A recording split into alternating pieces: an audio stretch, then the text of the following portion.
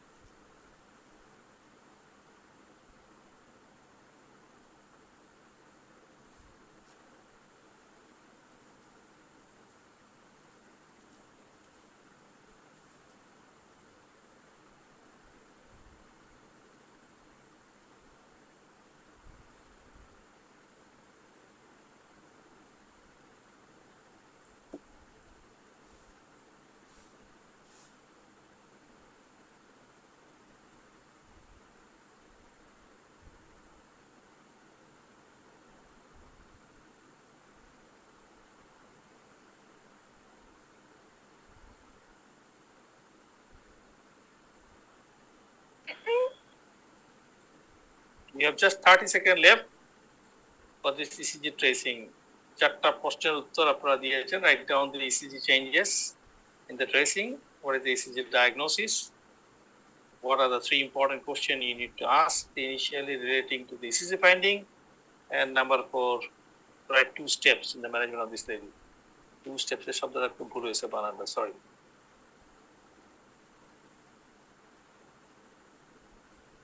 And your time is over. So we have spent 3 minutes and let's focus on the next station, okay? After the next station to answer সবাই ready করার চেষ্টা করেন, খাতা কলম যেটাই আছে সামনে, okay? This is a station 2. Station 2 বলতেছে যে a 72-year-old man, smoker, presented with progressive worsening of dyspnea for last 15 years with winter as a travel month. An X-ray chest was done. Look at the film and answer the relevant question. Chapter question যথারীতি এখানেও আছে. Number 1 question, write 5 important X-ray finding. Number 2, what is the radiological diagnosis? Number 3, write 3 important objective finding of the lung function test. Number 4, which test is important to know the severity?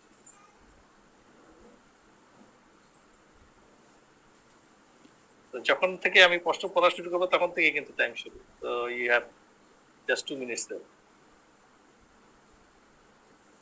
সেন্সটা লিখতে থাকেন 1 2 3 4 করে, পরে আমরা answer যখন আসবো তখন আপনারা দেখে নিয়ে যে আপনারা কে কেমন.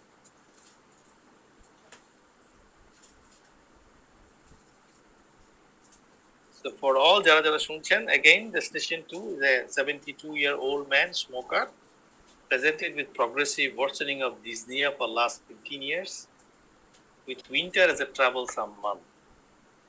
An X-ray test was done. Look at the film and answer the relevant question. Write 5 important X-ray findings. Number 2, what is the radiological diagnosis? Number 3, write 3 important objective findings of the lung function test.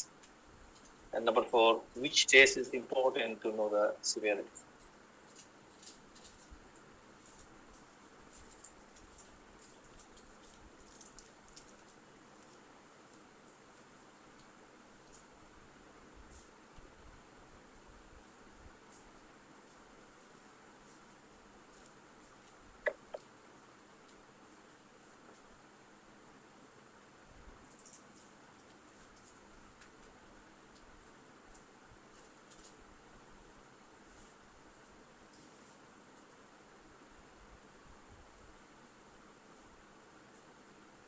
We have 30 seconds left. 5 important X-ray finding, radiological diagnosis, 3 important objective finding of lung function test, and which test is important to know the severity.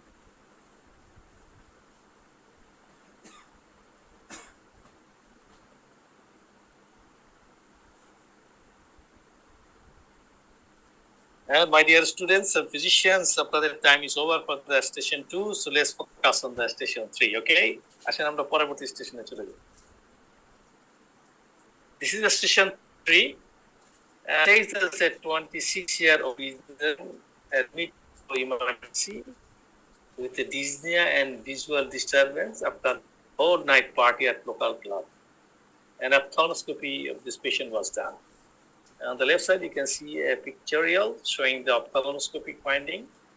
And the questions is, number one, write 6 abnormalities presented in ophthalmoscopy. Number two, what is the likely diagnosis in this patient? Number three, why the patient is having respiratory distress. And number four, write 4 important modalities of treatment.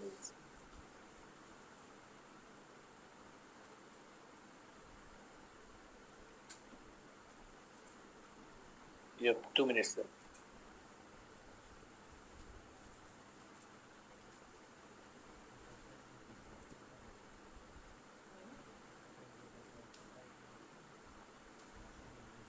So for home, আবারও কোশ্চেনটা একটু বলি, আপনারা লিখতে থাকেন এর মধ্যে answer. Station 3 is a 26-year-old businessman admitted through emergency with a dyspnea and visual disturbance after a whole night party at local club. An ophthalmoscopy was done. Number one, write 6 abnormalities presented in ophthalmoscopy. Number two, what is the likely diagnosis? Number three, why the patient is having respiratory distress? And number four, write 4 important modalities.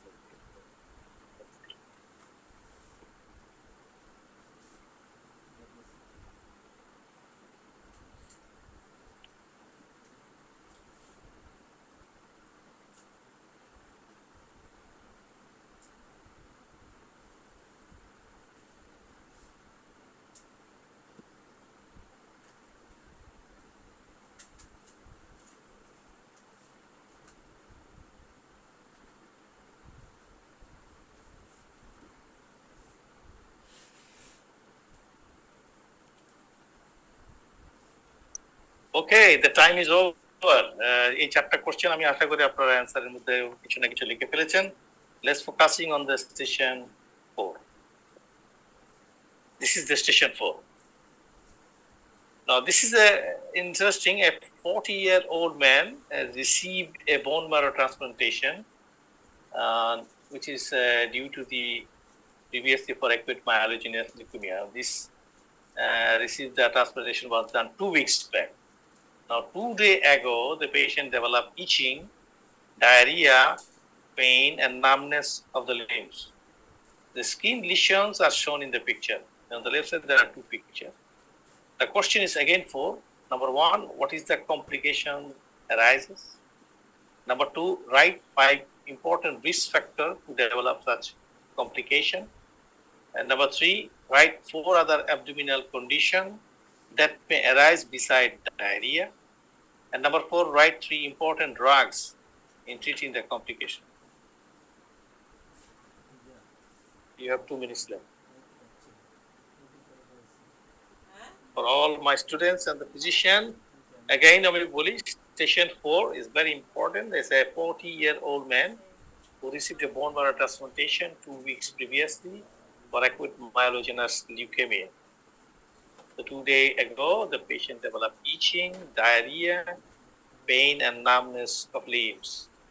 The skin lesions are shown in picture. Number 1, what is the complication arising? Number 2, write 5 important risk factors to develop such complication. Write 4 other abdominal conditions that may arise beside the diarrhea. And write 3 important drugs in treating the complication. You have 2 minutes.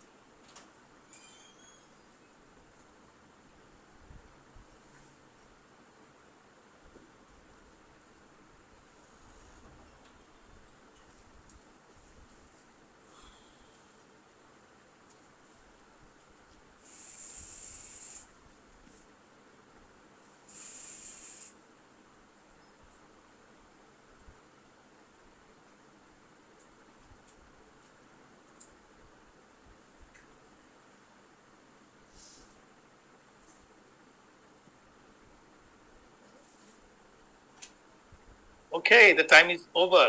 I think you have covered the 4 questions that are arisen. Let's focus on the next station, and that is station 5.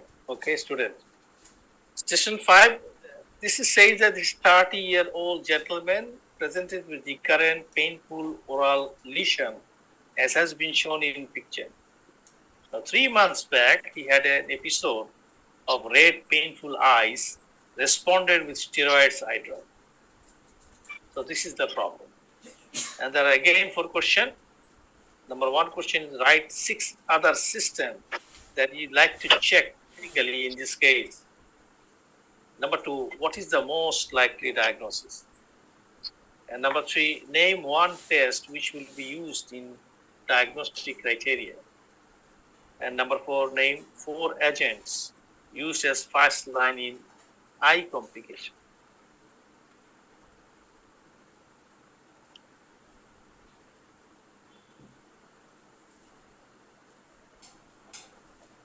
Again, station 5, ছবি দেখানো হয়েছে এবং বলা হচ্ছে this 30-year-old gentleman presented with recurrent painful oral lesion as has been shown in the picture. 3 months back, he had an episode of red painful eye, responded with steroids eye drop. The question is, number 1, write 6 other systems that you like to check clinically in this case. Number 2, what is the most likely diagnosis? Number 3, name one test which will be used in diagnostic criteria. And number 4, name 4 agents used as first line in eye complication.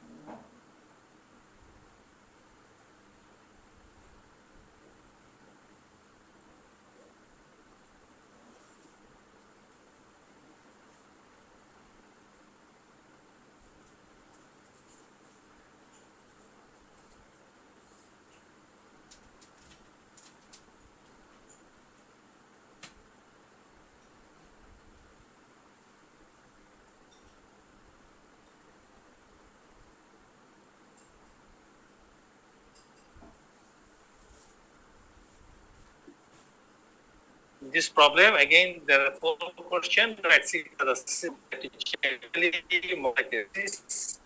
the test for the diagnostic criteria and 4 agents used as first line in eye complication.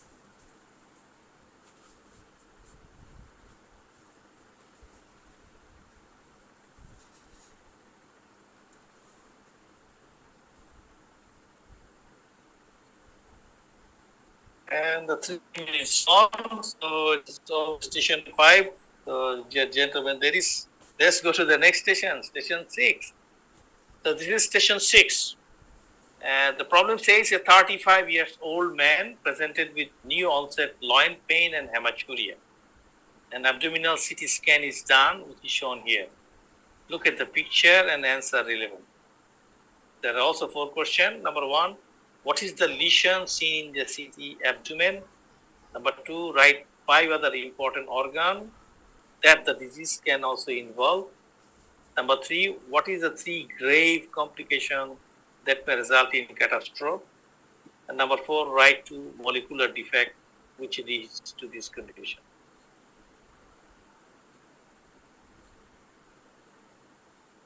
We have 2 minutes left, and again, I'm saying that station 6 says a 35-year-old man presented with new onset loin pain and hematuria.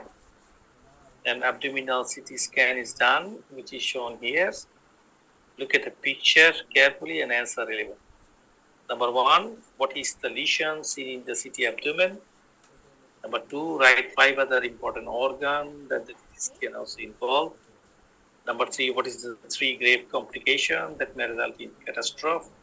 And number 4, write 2 molecular defect which leads to this condition.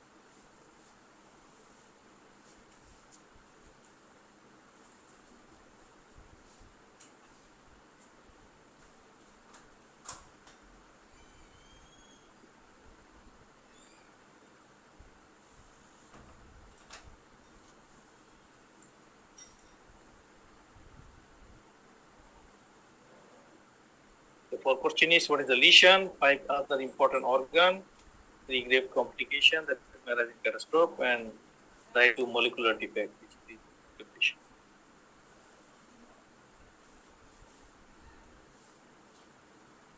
And the time is over, so gentlemen, ladies, let's go to the next station, okay? Station 7, okay?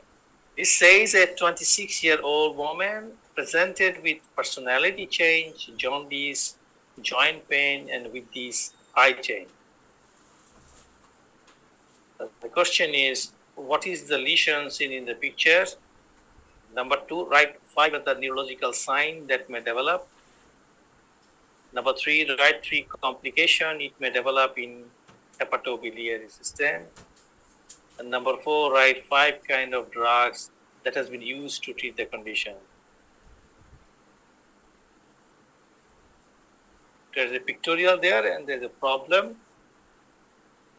So you're going to write down the answer of the question. The fourth question, again, the station 7.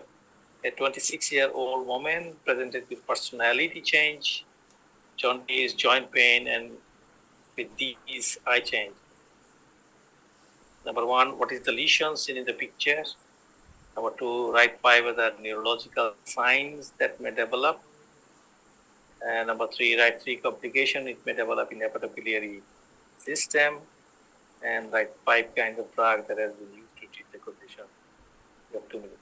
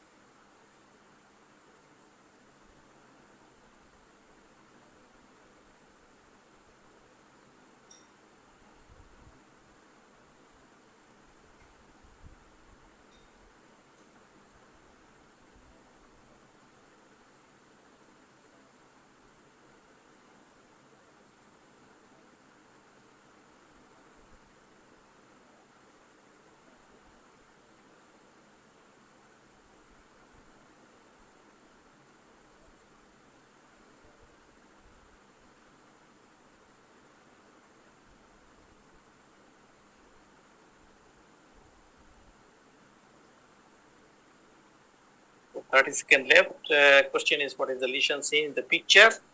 Write 5 other neurological signs that may develop. Write 3 complications it may develop in hepatobiliary system. And write 5 kinds of drugs that has been used to treat the condition.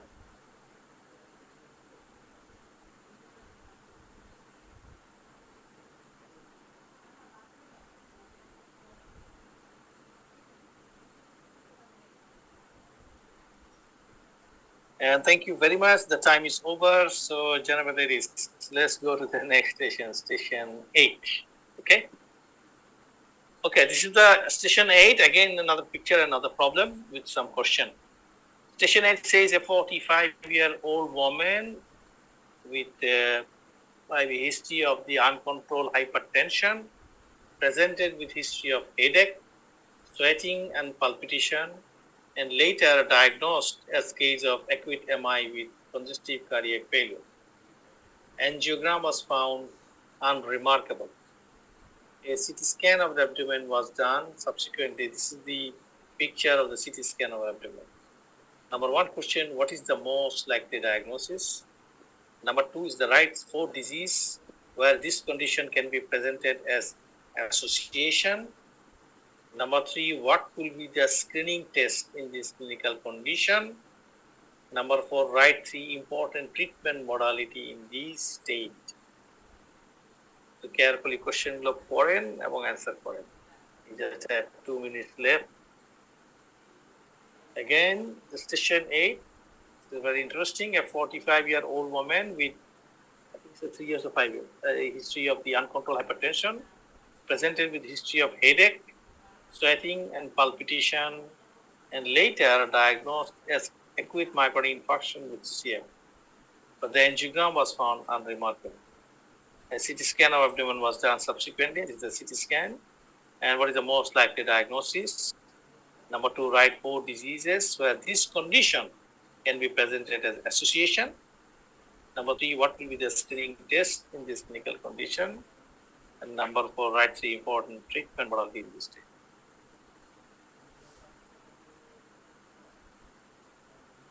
We have 1 minute left.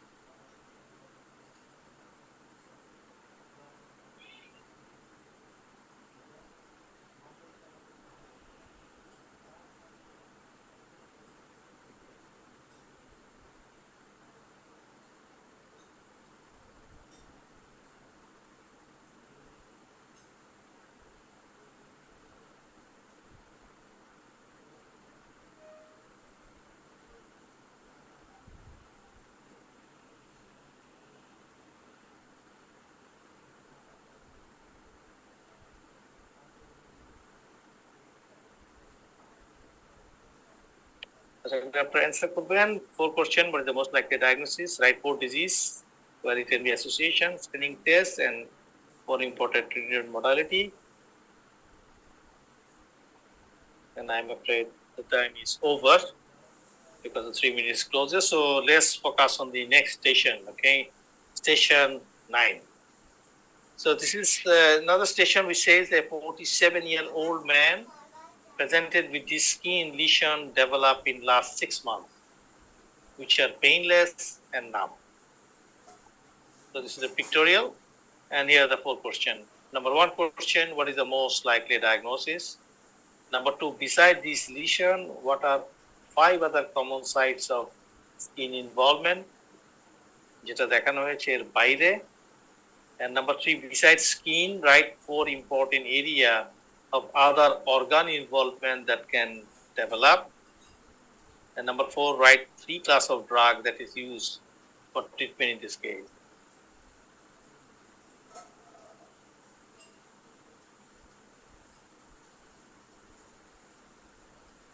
So please write down, you have 2 minutes left. And for those who has not seen thing or is not here, again, I'm going to ask the question. The station 9, a 47-year-old man presented with this skin lesion developed in the last 6 months, which are painless and numb. The questions 1, what is the most likely diagnosis? Number 2, beside this lesion, what are 5 other common sites of skin involvement? And number 3, besides skin, write 4 important area of other organ involvement that can develop. And number 4, write 3 classes of the drug that is used for treatment in this case. You have 1 minute left.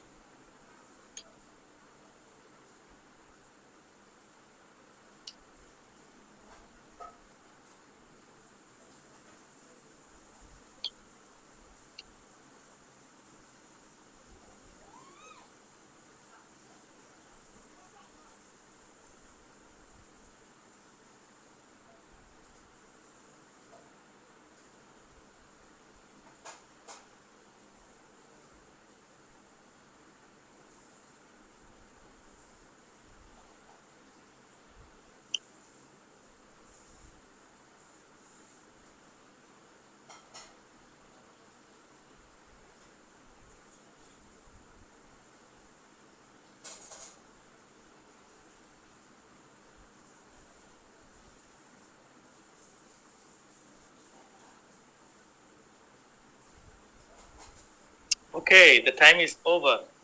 And everyone, this is the last station that I'm going to show you with the questions. This is the station 10, last one. So a 19-year-old boy actually presented with this lesion along with abdominal pain and inflammatory back. The picture actually shows on the left side, and there are also 4 questions. Question 1 is write 2 other skin lesions that may develop in this condition. 2 other skin lesions. Number 2, write 3 abdominal conditions that can be associated in this disease.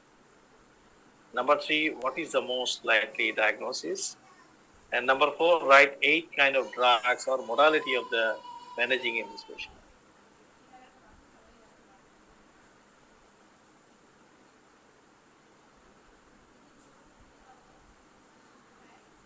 So for all, this is the last station, station 10. A 19-year-old boy presented with this lesion along with abdominal pain and inflammatory back pain.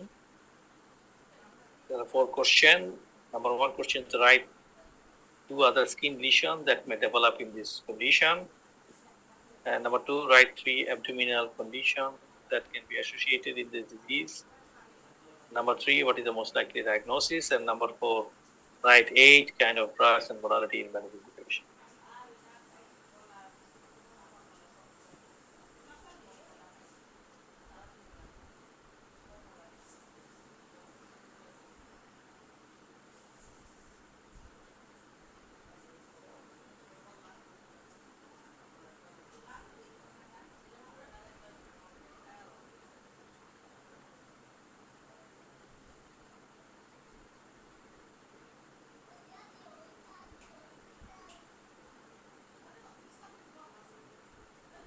This is the last minute.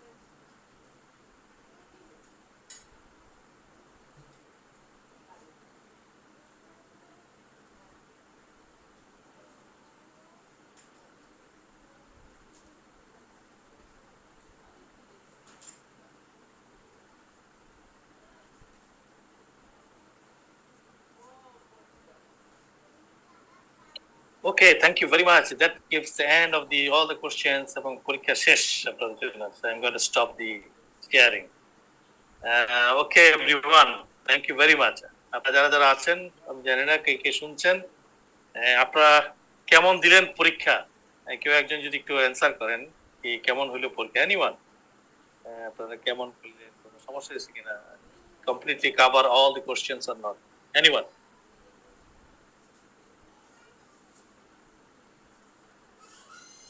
কেউ কিছু বলতে চান? আর কেউ কোনো feedback দিতে চাইলে unmute করে বলেন। নাকি কেউ পরীক্ষায় দেন না? Who knows? Maybe that everybody is remain silent.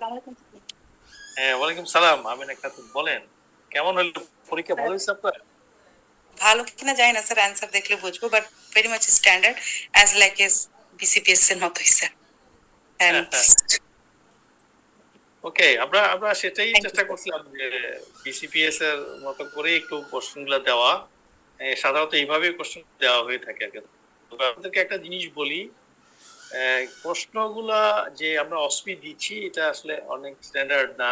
এখনকার সময়ে অসপি কি অস্কি হবে এটা নিয়ে অনেক কন্ট্রোভার্সিয়াল ইস্যু আছে, but it has been said that OSPE will be far better than the OSPE.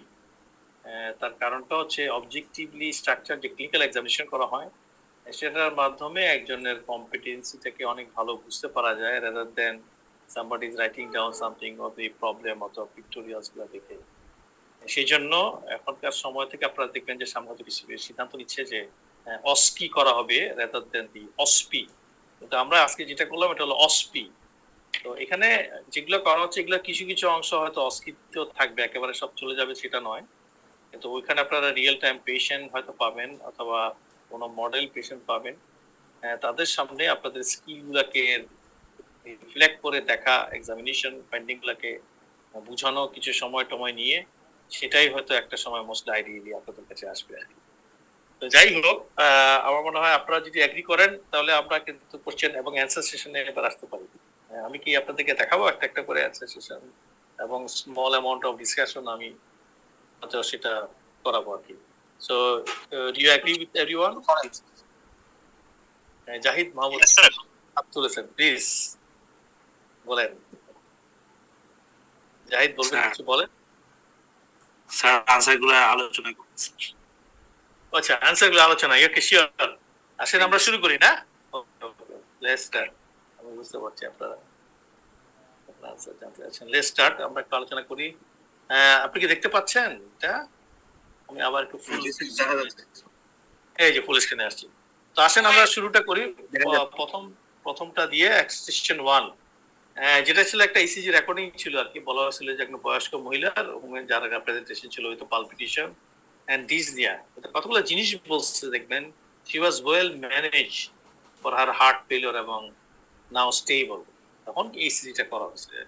Check the tracing and answer the following question. তো number 1 হচ্ছে যে write down the 6 ECG changes in the tracing. আমি জানি না আপনারা 6টা পেরেছেন কিনা, কিন্তু খেয়াল করে দেখলে দেখবেন যে আসলে 6টা চেঞ্জ এখানে আছে। Number 3 which is what is the ECG diagnosis. Number 3, what 3 important question you need to ask initially relating to the ECG finding. তাহলে আপনাকে কি প্রশ্ন করবেন এই ইসিজি ফাইন্ডিং উপলক্ষে সেটা করতে বলা হয়েছে, এবং right 2 steps in management in this area. তো আসেন আমরা অ্যান্সারগুলো দেখি। অ্যান্সারগুলো কি? অ্যান্সারগুলো হচ্ছে এই ফার্স্ট অ্যান্সারে 6টা চেঞ্জ। একটা হচ্ছে an absence of the P wave. Number 2, in V1 there is a fibrillatory wave.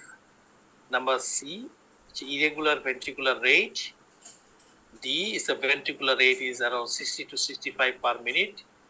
E, there is a U wave in V2.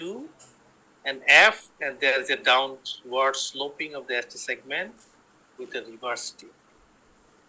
The number 2 question was the patient, what is the ECG diagnosis? The ECG diagnosis is atrial fibrillation with the digoxin effect. Answer তার জন্য 1.5, digoxin 0.5 airway. প্রথম প্রশ্নের জন্য 6 নম্বর। And 3 question was what 3 important question you need to ask initially relating ECG finding. ECG finding এর জন্য আপনি কি তিনটা প্রশ্ন করবেন? তিনটা কোশ্চেন। একটা প্রশ্ন হচ্ছে does the patient have anorexia, nausea, vomiting or not, because early sign of digoxin effect. Number 3, prescription digoxin বলা হয় heart was well managed, কিন্তু ওই well managed দিকে কিনা prescriptics are not, যদি থাকে তাহলে হাইপোক্যামিয়া থাকে, হাইপোক্যামিয়া ডিগক্সিনের ইফেক্ট দিবে, সেগুলো আপনি hypokalemic UA পাবেন। So the three important in the very part. Number 4, in this lady and with the correction of hypokalemia.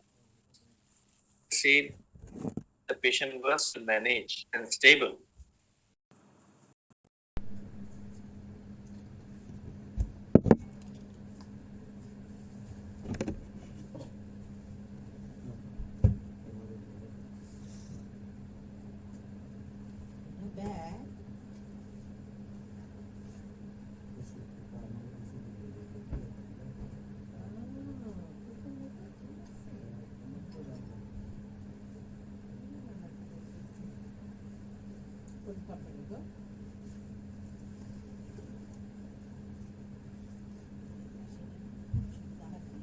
শীতকাল না এখন, এটার মধ্যে একবার সব নিয়ে চলে যাওয়া যাবে। হ্যাঁ, চেন না থাকুক, আর বাড়ি ছেড়ে সব একটা দুইটা তিনটা ব্যাগ ভালো লাগে না। মধ্যে আপনি কি প্রশ্ন করবেন? এটিওলজির জন্য বলা হয় নাই কিন্তু etiology তো আপনি অনেক আছে। atrial fibrillation, there are so many etiologies. The question will not be 3, তাই না? question will be even 10, 12 গুলো হতে পারে। কারণ আপনি তো থাইরয়েডের কথা জিজ্ঞেস করতে পারেন, non atrial fibrillation আছে, ischemic heart disease আছে, cardiomyopathy, there are so many condition. So কখনোই OSPE একটা লার্জার বেসিস অফ এটিওলজি আপনার থেকে জানতে চাবে না, আদারওয়াইজ ফোকাস অফ কোশ্চেন তার অন্যদিকে চলে যাবে। এখানে ইসিজি কেন দেয় OSPE? মূল কারণটা হচ্ছে আপনি ইসিজি কে দেখে ওই কম্পিটেন্সি আয়ত্ত করেছেন কিনা, যেখান থেকে আপনি আইডেন্টিফাই করতে পারেন কি কি সমস্যা চেঞ্জ আছে এবং can you make a diagnosis or not. এই জন্য দেখবেন যে আমি যখন প্রশ্নের ভিতরে অ্যান্সার গুলাকে স্কিপ করছি, ম্যাক্সিমাম অ্যান্সার দেওয়া আছে what is the changes that in the tracing. দেখবেন এখানে 6 পাস, এখানে কেউ পেলে আপনি 6 পেয়ে যাবেন। আপনি যে ডায়াগনোসিস বলে ফেলুন, you'll be pass, no problem. কারণ ইসিজি কে বলা হয় একটা সহজ মডালিটি অফ দ্য এফসিপিএস পাশের একটা সহজ মডালিটি অফ স্পিড। কিন্তু আনফরচুনেটলি অনেকে ইসিজিতে আপনারা ভালো করতে পারতেছেন না বিকজ অফ দ্য কোশ্চেন অনেক সময় অনেকগুলা মডালিটি কে চিন্তা করা হয়, এটা অ্যান্সার চাওয়া হচ্ছে, ম্যানেজমেন্টের কোশ্চেন অনেক বেশি অ্যান্সার দিতে হচ্ছে, কিন্তু this is not the conception of the OSPE. এই জন্য ওইটা থাকবে এবং ইসিজি কে ঘিরেই কিন্তু আপনার অ্যান্সার গুলাকে কোশ্চেন গুলাকে আবর্তন করতে হবে। তো সেই জন্য দেখবেন একেবারে লাস্টটা ছাড়া বাকি সবগুলাই কিন্তু ইসিজি রিলেটেড আপনার থেকে প্রশ্ন দেওয়া হয়েছে, এবং সেই জন্য বলা হচ্ছে ইসিজি ফাইন্ডিং এর উপর আপনি 3টা কোশ্চেন করবেন, কারণ আপনি কি এখানে মার্ক করতে পেরেছেন কিনা যে এটিএল ফিব্রিলেশন এবং reverse T, this is very important, কারণ এটা তো ইসিজি ডায়াগনোসিস হবে যে আপনি তো ডিগক্সিন ইফেক্ট পাচ্ছেন, কারণ সবগুলা যে এসটি ডিপ্রেশন আপনার রেগুলার পাওয়া যায়, এসটি ডিপ্রেশন হরিজন্টাল হয়, আপনি তো ডাউন স্লোপ পেতে পারেন, কিন্তু এই ধরনের স্লোপিং কেন আপনি পেয়েছেন? তো this is very important point of the reverse tick, এটাকে আপনাকে মেনশন করে দেন, বাকিগুলো প্রশ্ন আসবে। আরেকটা হলো যে এই ধরনের যে চেঞ্জটা আপনি পেয়েছেন এটাকে অ্যাড্রেস করতে গিয়ে ইউএফ থেকে যদি আপনি অ্যাসোসিয়েশন দেখেন, তাহলে আপনাকে অবশ্যই বুঝতে হবে যে আপনি ডায়াবেটিস কে অনেক বেশি দিচ্ছেন কিনা, আদার্স থিং ম্যানেজমেন্টের ভিতরে কিছু করলেন কিনা, এবং এই দুইটা স্টেপস যদি আপনি আসলে এখানে ভুল করে ফেলেন তাহলে কিন্তু আপনি কিছু নম্বর হয়তো কম পাবেন আর কি। তো that's why the it's interesting কেমন। তো এখন Thank you, যেটা sir. হচ্ছে একটু ছোটখাটো কয়েকটা জিনিস বলি। একটা হলো যে ডিগক্সিন সম্পর্কে অনেক কন্ট্রোভার্সিয়াল ইস্যুস গুলা কিন্তু আপনারা জানেন, আপনারা পড়েছেন আছে যে কনজেস্টিভ হার্ট ফেলিওর এটার কোনো রোল আছে কিনা, টেল ফিলিয়েশনের সঙ্গে হার্ট ফেলিওর থাকলে এটাকে দেওয়া উচিত হবে কি হবে না, দেয়ার are so many observational study ছিল। তো ওই অবজারভেশনাল স্টাডি গুলা থেকে কনফ্লিক্টিং আইডিয়া থাকার কারণে দেখবেন যে প্রথম দিকের স্টাডি গুলাতে ডিগক্সিনের অনেক ভালো ভালো এফেক্টের কথা বলা আছে, হার্ট ফেলিওর গুলাতে বিশেষ করে রিজেকশন ফ্র্যাকশন কম থাকলে ডিগক্সিন অ্যাজ এ অন্যান্য মেডিসিন দেওয়ার পরে গিয়ে আপনি অ্যাড করবেন, which will be very beneficial। কিন্তু পরবর্তী সময় দেখা গেছে যে আসলে it can also causes sometimes detrimental effect। তো পরবর্তীতে কিছু স্টাডি হয়, ওই স্টাডিগুলো মেইনলি ডিগক্সিনের র্যান্ডমাইজ কিছু কন্ট্রোল ট্রায়াল দেওয়া হয় উইথ আর উইদাউট ডিগক্সিন, ওই সবগুলোতে কিন্তু রেজাল্ট গুলো খুব বেশি এনকারেজিং না। তো এই জন্য even for the ejection fraction যদি ভালো থাকে তাহলে তো আসলে আপনি ডিগক্সিন দিবেন কিনা এটা নিয়ে যথেষ্ট পেপার আছে, আগে একসময় ইউজ করা হতো, এয়ারটেল ফিব্রিলেশন আপনাকে অ্যাভয়েড করাটা বেটার হবে। সেকেন্ড থিং হচ্ছে যে যদি আপনি দেনও পুয়ার রিজেকশন ফ্র্যাকশনের সেক্ষেত্রে তাহলে আপনাকে কেয়ারফুলি দিতে হবে। ওইসব কন্ডিশন গুলাতে আপনি হয়তো চুজ করতে পারবেন যেসব কন্ডিশন গুলাতে আপনি বিটা প্রকার কন্ট্রা ইন্ডিকেশন হয়ে গেছে হার্ট ফেলিওর জন্য, কোনোভাবেই আপনি non dihydropyridine calcium channel blocker দিতে পারছেন না, because it causes the poor correlations with heart failure. সেই সব জায়গাগুলোতে কিন্তু ডিগক্সিনের কিছু রোল এখনো দেওয়ার কথা বলা আছে, বলা যায় যে সেটা নয়। অ্যাট্রিয়াল ফিব্রিলেশনের ক্ষেত্রে ডিগক্সিনের রোল দিতে যেটা হয় যে অনেক ক্ষেত্রে এটা দেখবেন কিছুটা রেট কমায়, এবং বিটা ব্লকারও কিন্তু রেট কমায়, সেই জন্য যদি বিটা ব্লকার কন্ট্রা ইন্ডিকেশন থাকে সেক্ষেত্রে ডিগক্সিন দিয়ে আপনারা রেট কন্ট্রোল করতে পারবেন, কোনো সন্দেহ নেই।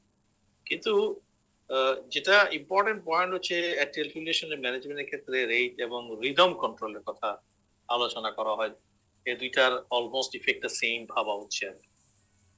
ভেরি রিসেন্টলি যেসব কারেন্ট আপনারা গাইডলাইনের রিকমেন্ডেশন দেখবেন যে পুয়ার রিজেকশন ফ্র্যাকশন সহ হার্ট ফেলিওর অ্যাট্রিয়াল ফিব্রিলেশন, সেখানে কিন্তু আরেকটা স্টেপ ওরা নিয়ে আসছে আর কি, যে আপনি মেডিকেশন দিলেন, medication is not getting fail, তখন হয়তো আপনি আইদার অ্যামিউডারনে যাবেন নাকি ক্যাথেটার অ্যাবলেশন।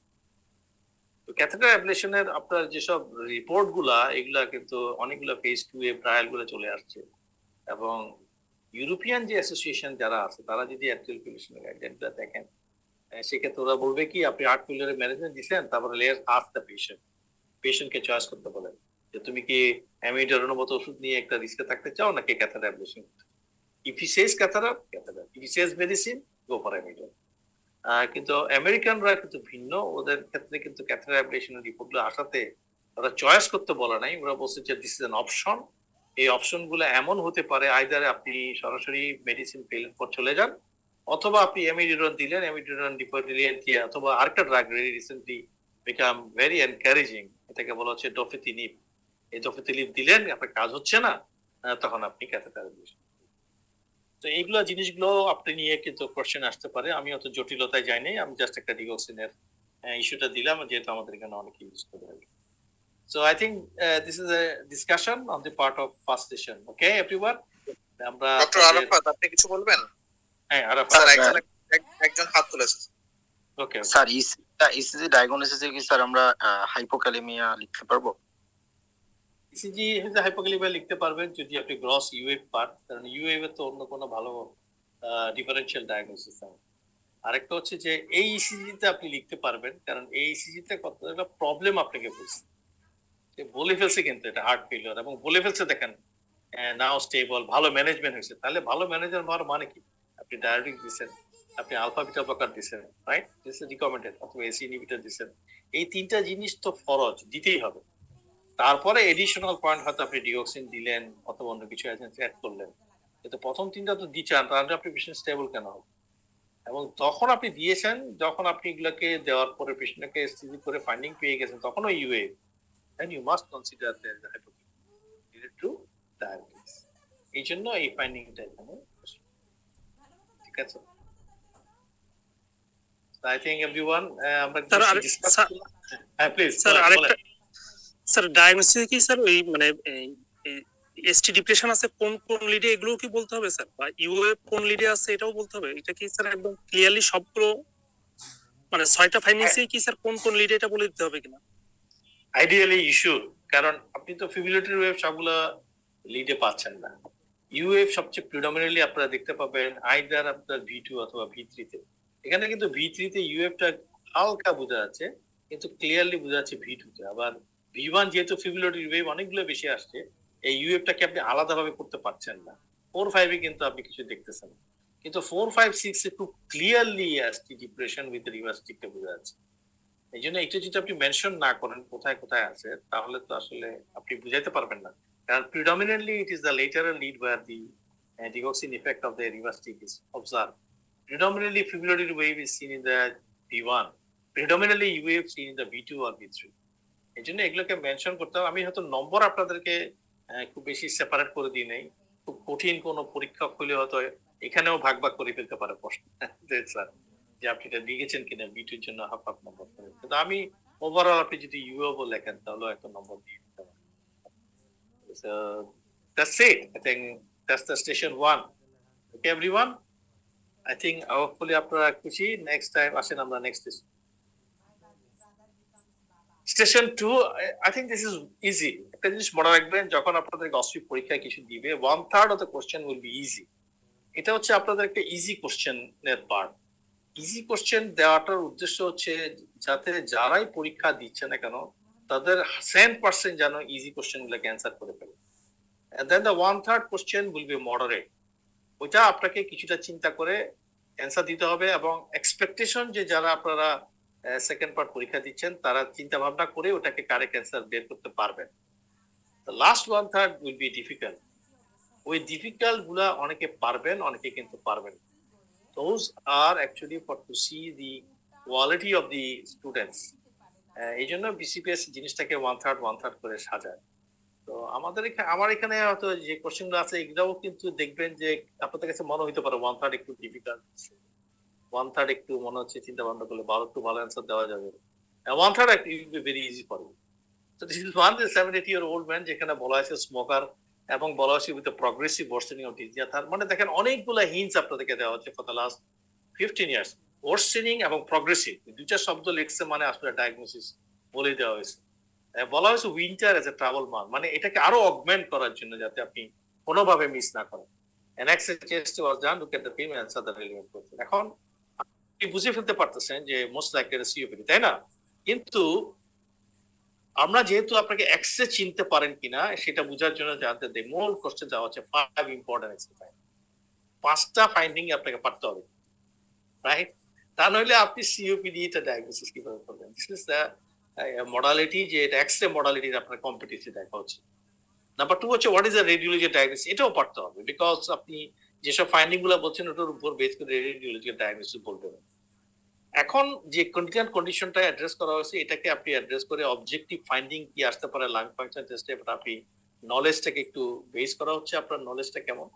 আর একটা which test is important for the known severity, মানে এই রোগীগুলোকে আপনি দ্রুত ম্যানেজমেন্টের জন্য আসলে এই কনসেপ্টটা মাথায় রাখেন কিনা এটার জন্য প্রশ্নটা দেওয়া হয়েছে।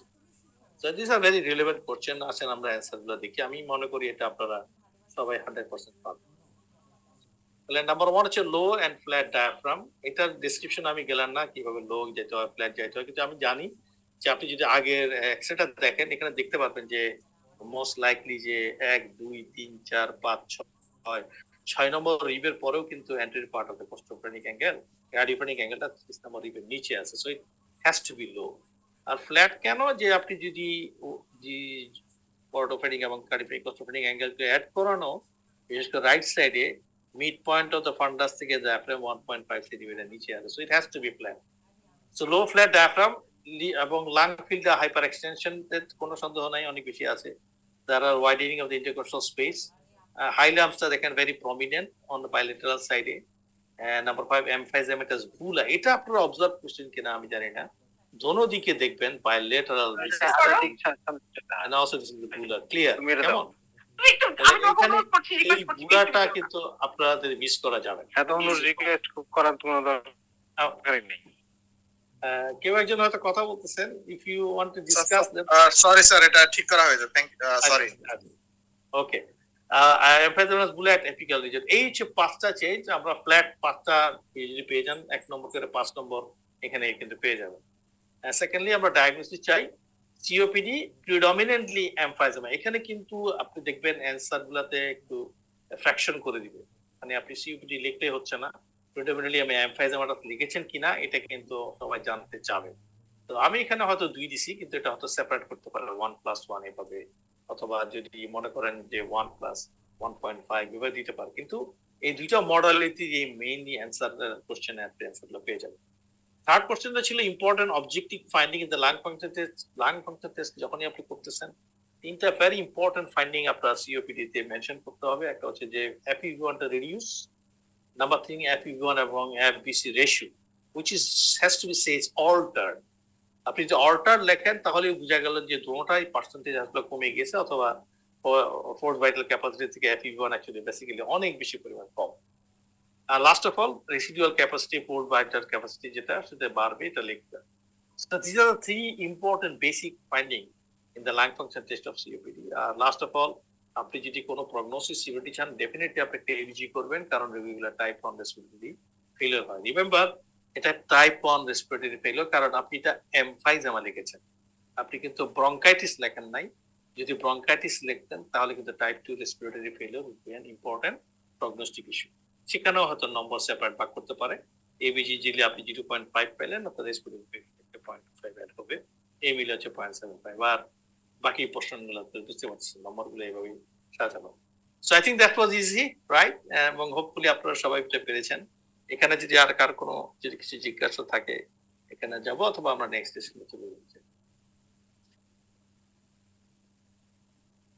আমার মনে হয় এটা সবাই পারছেন, সেই জন্য অ্যান্সার কোশ্চেন কম, রাইট?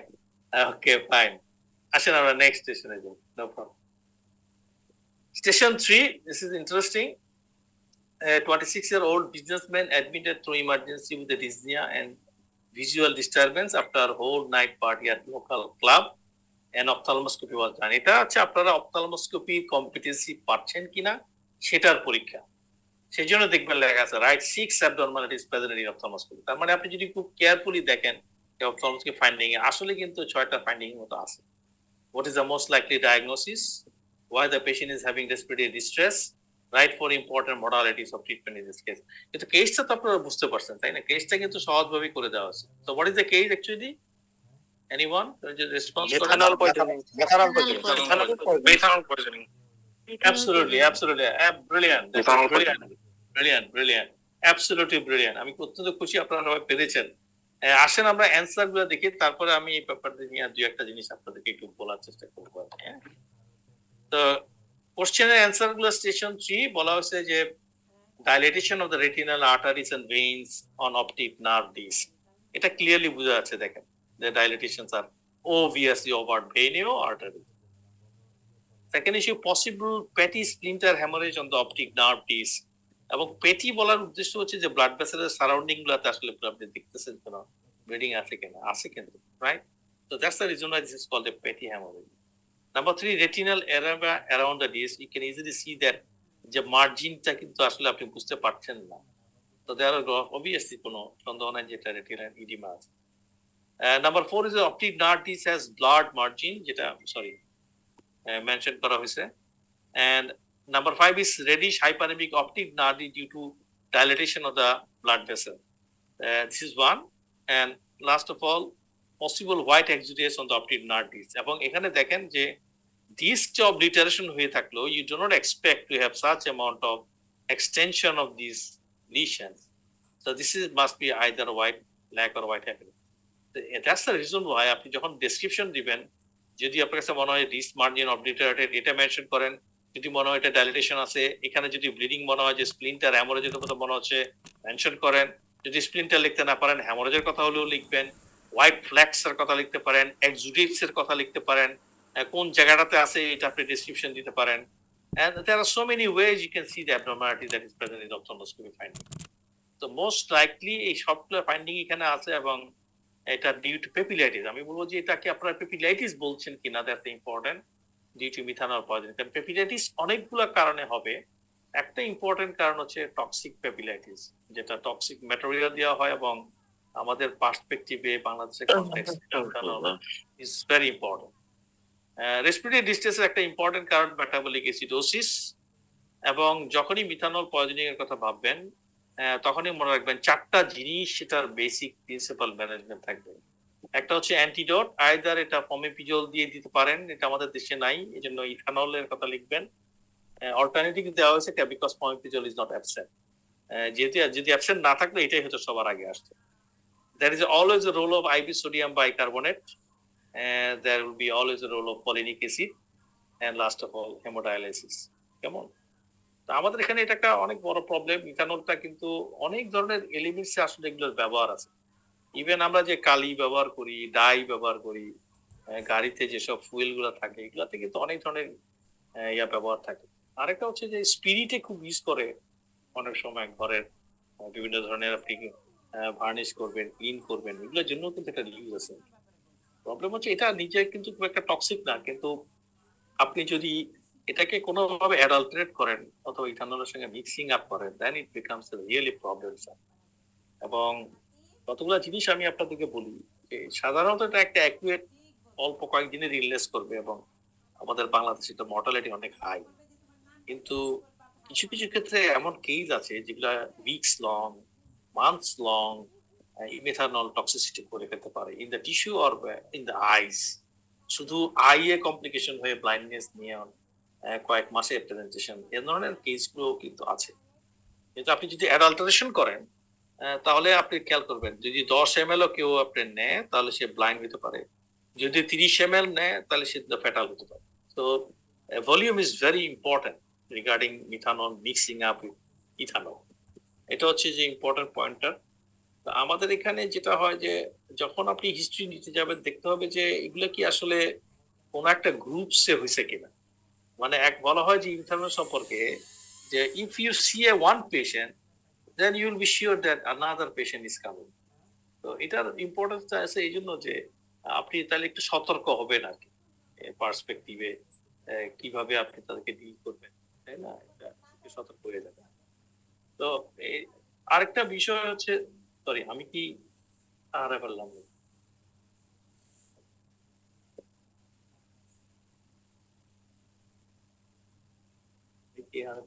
শোনা যাচ্ছে? আমাকে শুনতে পাচ্ছেন আপনারা? শোনা যাচ্ছে, ওই স্যার শুনতে পাচ্ছি. আপনি কি আমার স্ক্রিনটা দেখতে পাচ্ছেন? দেখতে পাচ্ছি স্যার, ওই স্ক্রিন হ্যাঁ সরি, এখানে আছে স্যার, ফুল স্ক্রিনটা চলে গেছে আর কি স্যার. ও হো, ফুল স্ক্রিন চলে, আমি আবার দিকে একটু ট্রাই করি.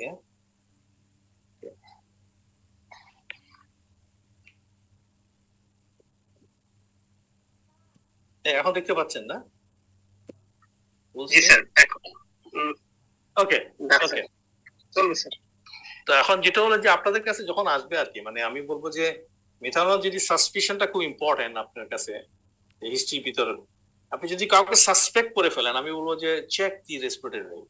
মানে আপনার প্রথম কাজ হবে উনি অ্যাওয়েক নাকি উনি আনকনশিয়াস.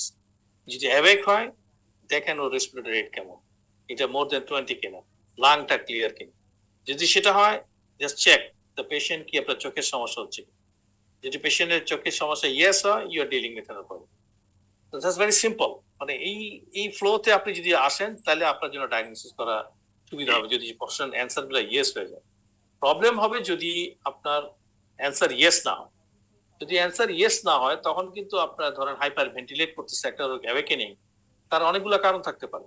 সে আপনার হয়তো চোখে কিছু দেখতেছে না, কিন্তু ডায়াবেটিক কিটোসিস হইতে পারে, ইউরেমিয়া হইতে পারে, রাইট, স্যালিসাইলেট পয়জনিং হইতে পারে, কিন্তু মিথানলও তো হইতে পারে। তো এই জন্য তাদের ক্ষেত্রে আপনাকে দেখতে হবে যে আপনি অবজারভেশন করা যে একটা থেরাপিউটিক রেঞ্জ দিতে পারে। আপনি হয়তো তাকে একটু থায়ামিন দিলেন, একটু সোডিয়াম ক্লোরাইড দিলেন এবং গ্লুকোজ দিলেন। যদি দেখেন যে না অ্যাসিডোসিস কারেকশন না হয় বেড়ে গেছে, তাহলে কিন্তু মিথানল পয়জনিং। আরেকটা রোগী অজ্ঞান আছে, সে হাইপার ভেন্টিলেট করতেছে, think it as a case of methanol poisoning যদি অ্যাকুইট সেটিং হয়।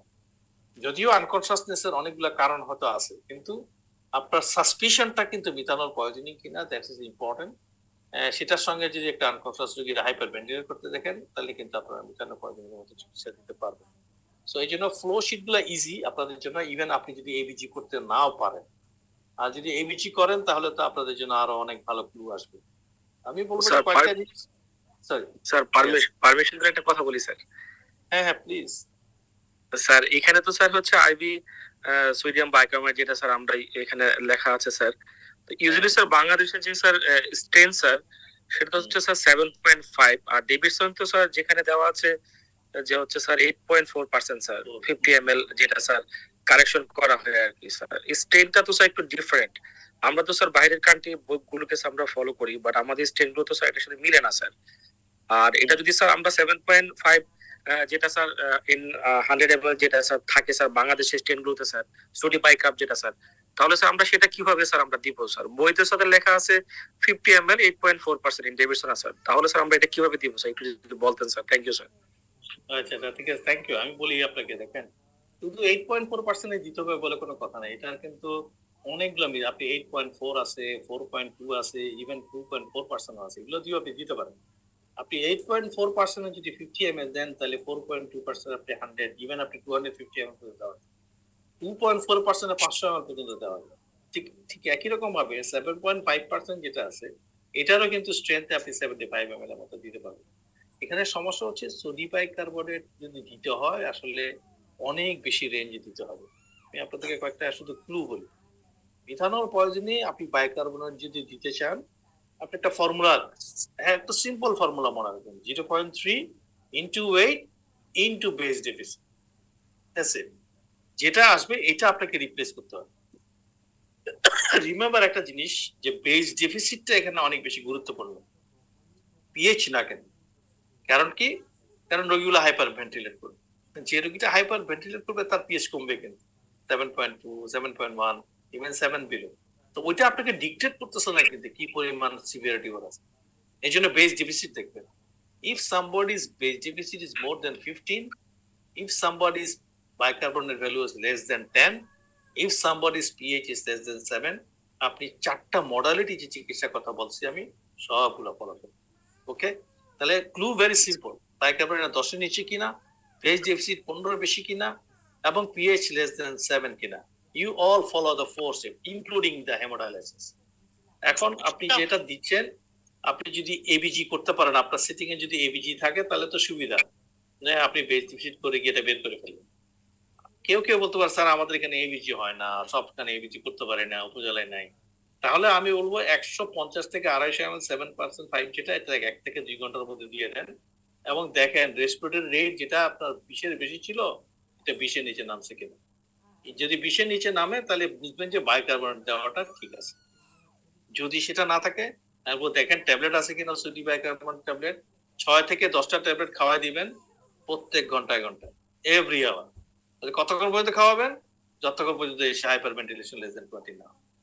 ওকে, so there are many modalities by which the bicarbonate can be given, এবং এগুলো যদি দেন এবং আর্লি দেওয়ার চেষ্টা করবেন, হায়ার ডোসেজে দেওয়ার চেষ্টা করবেন। অনেক ক্ষেত্রে বলা আছে যে ইভেন কিছু কিছু রোগীর ক্ষেত্রে 500 মিলিমোলের বেশি, 750, 800, 1000, 1200 মিলিমোল পর্যন্ত বাইকার্বনেট লাগতে পারে, depends on the severe metabolic acidosis. ঠিক আছে, তাহলে this is very important as quickly as possible. Ethanol fomepizole নিয়ে একটু বলি। ফোমিপিজল হচ্ছে বেস্ট আইডিয়াল, কারণ এটা সিলেক্টিভলি অ্যালকোহলিক ডিহাইড্রোজেনেজ এনজাইমকে ডেফিসিয়েন্টকে বন্ধ করে এবং ওই জায়গায় দুইটা জায়গাতেই করে। আপনি তো ফর্মালডিহাইড বানাবেন, ফর্মালডিহাইড বানায় অ্যালকোহল থেকে আপনি ফর্মিক অ্যাসিড করতেছেন, দুটোটা জায়গায় কাজ করে। কিন্তু যদি ফোমেপিজল আমাদের এখানে অ্যাভেলেবল কোনো সময় আসে তাহলে এটা ব্যবহারটা খুব ইজি। এটা আইভি ইনফিউশন ড্রিপে দিতে হয় 15 milligram per KG body weight করে। সেটা দিলেন আপনি প্রথম দিকে 30 মিনিটের পরে, তারপরে 10 milligram per KG body weight করে এরকম 4টা ডোজ, তারপর আবার 15 মিলিগ্রাম পার কেজি করে আরো 2টা ডোজ।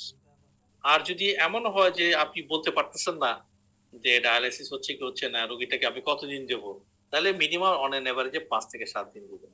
যদি ডায়ালাইসিস কেউ করে তাহলে ডায়ালাইসিস যেখানে শেষ হয়ে যাবে তার 12 থেকে 24 ঘন্টা পর্যন্ত এই ফোমেপিজলটা আপনি মেনটেন রাখবেন। সেম প্রিন্সিপল অলসো হবে ফর দি ইথানল। কেমন? এখন আমাদের যেহেতু ফোমেপিজল নাই, এই জন্য অনেকে ইথানল ব্যবহার করবে। ইথানলের ক্ষেত্রে 5% অ্যালকোহল, 10% আছে, 20%, 40% আছে। আমি বলবো যে আপনি যদি 5% এর কথা চিন্তা করেন তাহলে 15 ml পার কেজি বডি ওয়েট। যদি এটা 10% হয় তাহলে 7.5, যদি এটা আপনার 20% হয় তাহলে 4 ml পার কেজি পার ওয়েট, যদি এটা 20% 40% অ্যালকোহল হয় তাহলে 2, মানে অর্ধেক 50% কমে যাবে। That's it. খালি খেয়াল করবেন ডায়ালাইসিসে নেওয়ার সময় রোগীগুলোকে রেগুলার ড্রিঙ্কার কিনা আর নন রেগুলার ড্রিঙ্কার কিনা। রেগুলার ড্রিঙ্কারদের ডোজটা ডাবল হবে, নন ড্রিঙ্কারদেরকে ডোজটা 50% কম হবে ড্রিঙ্কারদের থেকে। এটা হচ্ছে ইথানলের জন্য। আর বাকি হলো ফলিক অ্যাসিড, যদি আইভি দেন 50 মিলিগ্রাম 6 আওয়ারলি দিবেন, আর যদি আইভি না থাকে ওরাল দেন তাহলে যথারীতি আপনাকে কিছু ট্যাবলেট 4 থেকে 6টা ট্যাবলেট খাওয়া দিতে হবে 4 থেকে 6 ঘন্টা পর পর। কারণ 5 মিলিগ্রামের ট্যাবলেট না, 50 মিলিগ্রাম করতে আপনার 10টা ট্যাবলেট খাওয়াইতে হবে। এই জন্য 50 মিলিগ্রাম 6 আওয়ারলি হচ্ছে the ideal dose for folic acid.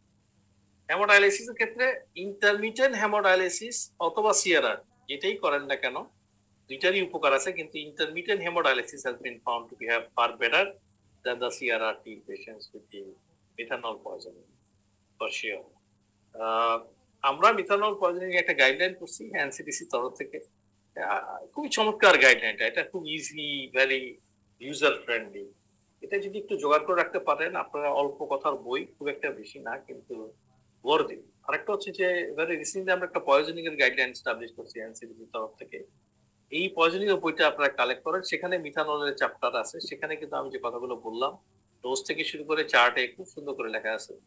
এটাতে আপনাদের জন্য অনেক বেশি উপকার হবে আর কি, যদি নিতে পারেন। Highly beneficial. ওকে এভরিওয়ান। এবং সেখানে বলা আছে যদি আপনি এবিজি করতে না পারেন তাহলে কিভাবে ম্যানেজ করবেন, যদি এবিজি করতে পারেন তাহলে কিভাবে ম্যানেজ করবেন। এবং এই পয়েন্ট যেগুলো আমি অ্যাড্রেস আজকে করলাম এগুলো দেখবেন যে ওখানে সুন্দর করে লেখা আছে। আয়ের ব্যাপারটা হয়তো অনেক কিছু লেখা নাই, কিন্তু বাকি যেসব গুলা দরকার এগুলো লেখা আছে। কারণ আইয়ের ক্ষেত্রে যেসব মডালিটি অফ চিকিৎসাগুলো ইদানিং কালে আমরা অনেকে দিচ্ছি, ইরিথ্রোপয়েটিন দেওয়া, মিথাইলপ্রেডিসন, এগুলোর কিন্তু কোনো আসলে ক্লিনিক্যাল ট্রায়াল নাই, এগুলোর কোনো আসলে কোনো হাই কোয়ালিটি এভিডেন্স কিন্তু নাই। কিন্তু বাকি যেগুলো আছে fomepizole, ethanol, IV sodium bicarbonate, folic acid, haemodialysis, প্রত্যেকটার কিন্তু হাই কোয়ালিটি এভিডেন্স গুলো আছে। তো এই জন্য ওগুলাকে সামঞ্জস্য করেই কিন্তু আমাদের এই ইথানলের চ্যাপ্টার লেখাটা যদি পড়েন আমি মনে করি সবাই। তো থ্যাংক ইউ ভেরি মাচ। তাহলে আমরা এখানে মিথানলটা শেষ করি, নেক্সট স্টেশনে যাই, আপনাদের জন্য সুবিধা হবে। এটা ইয়েস ইয়েস বলেন স্যার। একটু যদি স্যার মানে কাইন্ডলি স্যার ওই যে প্রচারটা যদি একটু বলতেন স্যার, যে অ্যাওয়াক যদি স্যার পেশেন্ট অ্যাওয়াক থাকে তাহলে রেসপিরেটরি অ্যাড দেখবো, তারপরে কি দেখবো স্যার একটু যদি আবার বলতেন স্যার।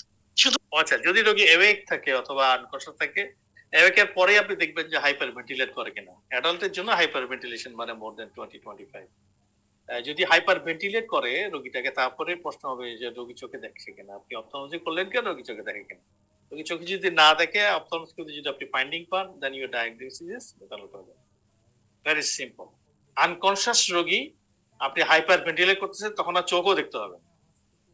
এই আপনার কাছে সাসপিশন আছে ও একটা জায়গায় ছিল ক্লাব পার্টিদারি করতে, it is a methanol poisoning, কিন্তু আপনার সবার আগে কিন্তু সাসপেক্ট মিথানল পয়জনিং শব্দটা আসতে হবে।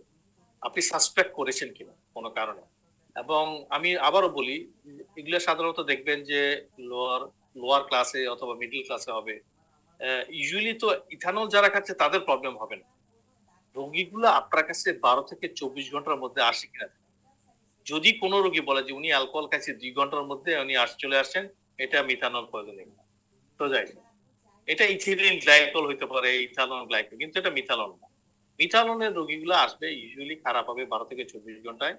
একটা অ্যাবডোমিনাল পেইন, ভমিটিং এসব কমপ্লেন থাকবে। কেউ কেউ ভিজুয়াল কমপ্লেন করবে, কিন্তু আরেকটা প্রবলেম এসে বলবে আমার খারাপ লাগতেছে, আমার শ্বাসকষ্ট হচ্ছে, অথবা ফিলিং অফ ডিসনিয়া, মানে মেটাবলিক অ্যাসিডোসিস চলতেছে। তাহলে এই জিনিসগুলো নিয়েই কিন্তু সে আসবে, এবং দি পাওয়ার অফ দি আওয়ারটা খুব important. Usually less than 6 hours এ মিথানল পয়জনিং এগুলো আসে না, তারপরে আসবে 12 থেকে 24 ঘন্টা। 24 ঘন্টা পরে এগুলা অনেক বেশি খারাপ হয়ে যাবে যদি আপনি আনঅ্যাটেন্ডেড অথবা কোন রকম মেজারমেন্ট না করেন। এবং করার সময় অ্যাওয়েকেনিং, আনঅ্যাওয়েকেনিং আর হাইপারভেন্টিলেশন, ভিজুয়াল, এই কয়েকটা জিনিস দিয়ে দেখেন। যদি এবিজি করেন, এবিজির ভিতর কয়েকটা জিনিস দেখবেন যে বাইকার্বনেট লেস দেন 10 কিনা, বেস ডেফিসিট অনেক বেশি কিনা, আপনার পিএইচ লেস দেন 7 কিনা। কারো যদি বেস ডেফিসিট মোর দেন 20 থাকে, আপনি বুঝবেন যে আপনার 500 মিলিমোলের মতো সোডিয়াম বাইকার্বনেট লাগবে এই রোগীটাকে খরচ করে। কেমন? তো this is the few things. বাকিটা আপনারা একটু গাইডলাইন করেন, তাহলে আপনারা আরো হয়তো অ্যান্সারটা। গাইডলাইনে পাওয়া যাবে।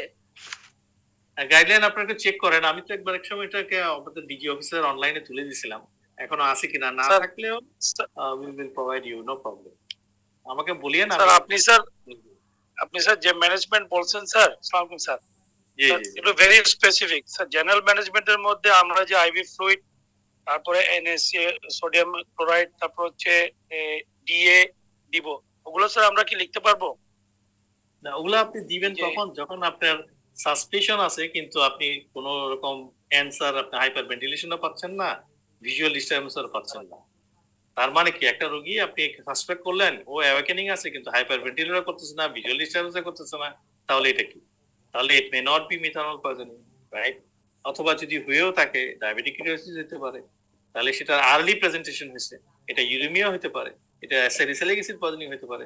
যেটাই হোক, প্রেজেন্টেশন আর্লি, তাকে অবজারভেশন করেন। কিন্তু যখনই হাইপার ভেন্টিলেট করা শুরু করবে, তখনই আপনি, আমি তো বুঝতে পারতেছি না সেপারেট করবেন কেমনে। আপনি থায়ামিন দেন, জুক্সটোজ দেন, সোডিয়াম ক্লোরাইড দেন, দিয়ে রোগীটা খারাপ হয়েছে মানে এটা মিথানল পাবে। যদি রোগী ইমপ্রুভমেন্ট হয়ে যায় তাহলে তো এটা আপনার নার্কোটিক্স অথবা ইথানল। Very simple. মানে থেরাপিউটিক ইন্টারভেনশন করে আপনি ডায়াগনোস করে ফেলতে পারবেন। আর বাকিগুলো অ্যান্সার যদি ইয়েস হয় তাহলে তো মিথানল পয়জনিং এর ম্যানেজমেন্ট দিয়ে দিবেন, তাই না? তাহলে হলো, আমরা পরের স্টেশনে যাই। ওকে ওকে, এটা আমি মনে করি একটু কঠিন, আমি জানি না, হয়তো পেরে গেছেন অনেকে। 40-year-old man receive a bone marrow transplantation, previously diagnosed for acute myelogenous leukemia. 2 days ago patient developed itching, diarrhea, pain and numbness of the limb. The skin lesion are shown picture. বলছে যে what is the complication arise? তো কি হইছে, আপনারা কি বলেন, একজন বলেন।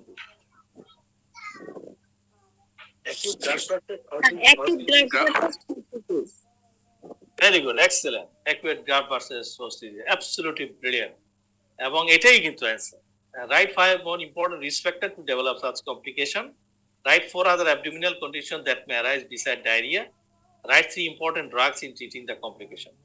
প্রশ্নগুলা এমন ভাবে করা হয়েছে যাতে আপনারা একুইট ভাবে, কেমন? কারণ আপনি দেখবেন যে প্রশ্নের ভিতরে কতগুলো জিনিস বলে ফেলছে, যে জিনিসটা বলে ফেলছে এটা হচ্ছে যে অ্যাবডোমিনাল কন্ডিশন গুলাকে হাইলাইট করতেছে, স্কিনের কন্ডিশন গুলাকে হাইলাইট করতেছে।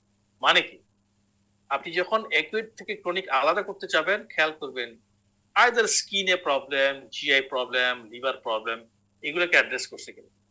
এবং অন্য কোনগুলো যদি অ্যাড্রেস না করে তাহলে কিন্তু এটা আপনার graph versus host disease, sorry এটা কিন্তু acute graph versus host disease হবে, ক্রনিক না কিন্তু। আর যদি ক্রনিক হয় তাহলে আপনি বুঝবেন যে আপনাকে অনেকগুলো অর্গানের কথা বলবে। আরেকটা হলো টাইম ফ্রেম দিবে আপনাকে, 2 সপ্তাহের মধ্যে হচ্ছে, 100 দিনের মধ্যে হচ্ছে। তো 100 ডেজ বিয়ন্ড এবং 100 ডেজ আপনি আলাদা করে ফেলেন। 100 দিনের আগে যাই লেখুক না কেন, আপনি কিন্তু গ্রাফ ভার্সাস ডায়াগনোস করার চেষ্টা করবেন যদি স্কিন লিশন হয়। এখন স্কিন লিশনটা দেখেন কতগুলো ব্লিস্টারের মতো, কতগুলো আপনার ইয়ার মতো, ম্যাকুলোপ্যাপুলার মতো, কতগুলো আপনার নোডুলার মতো। যখন কাছাকাছি লিশন গুলা, কোনোটা নোডুলার হচ্ছে, কোনোটা ভেসিকুলার হচ্ছে, কোনোটা পাস্তুলার হচ্ছে, এবং সেটা যদি বোন ম্যারো ট্রান্সপ্লান্টেশন হয়, you are obviously dealing graft versus. এটা অন্য কোনো স্কিন ইনফেকশন না। কেউ বলতে পারে যে না, এটার ইমিউনো সাপ্রেসর কন্ডিশন থাকে, এটা একটা ভাইরাস, উইটলে হইতে পারে ভাইরাস। নো, আপনি because the lesions are multiple এই যেমন ডিফারেন্ট কাইন্ড, এই শুধু ইরাইথেমেটাস ম্যাকুলোপ্যাপুলার না, এটার সঙ্গে আবার কেন বুলে অ্যাড হয়ে গেল, কেন এটা ইয়ার মতো একটা ভেসিকলস ডেভেলপমেন্ট করলো, পাস্তুলাস হয়ে গেল। So it will not be happen to other kind of viral lesion যেখানে আপনি গ্রুপস অফ ভেসিকল পাইলে ভেসিকলি পাবেন, তাই না?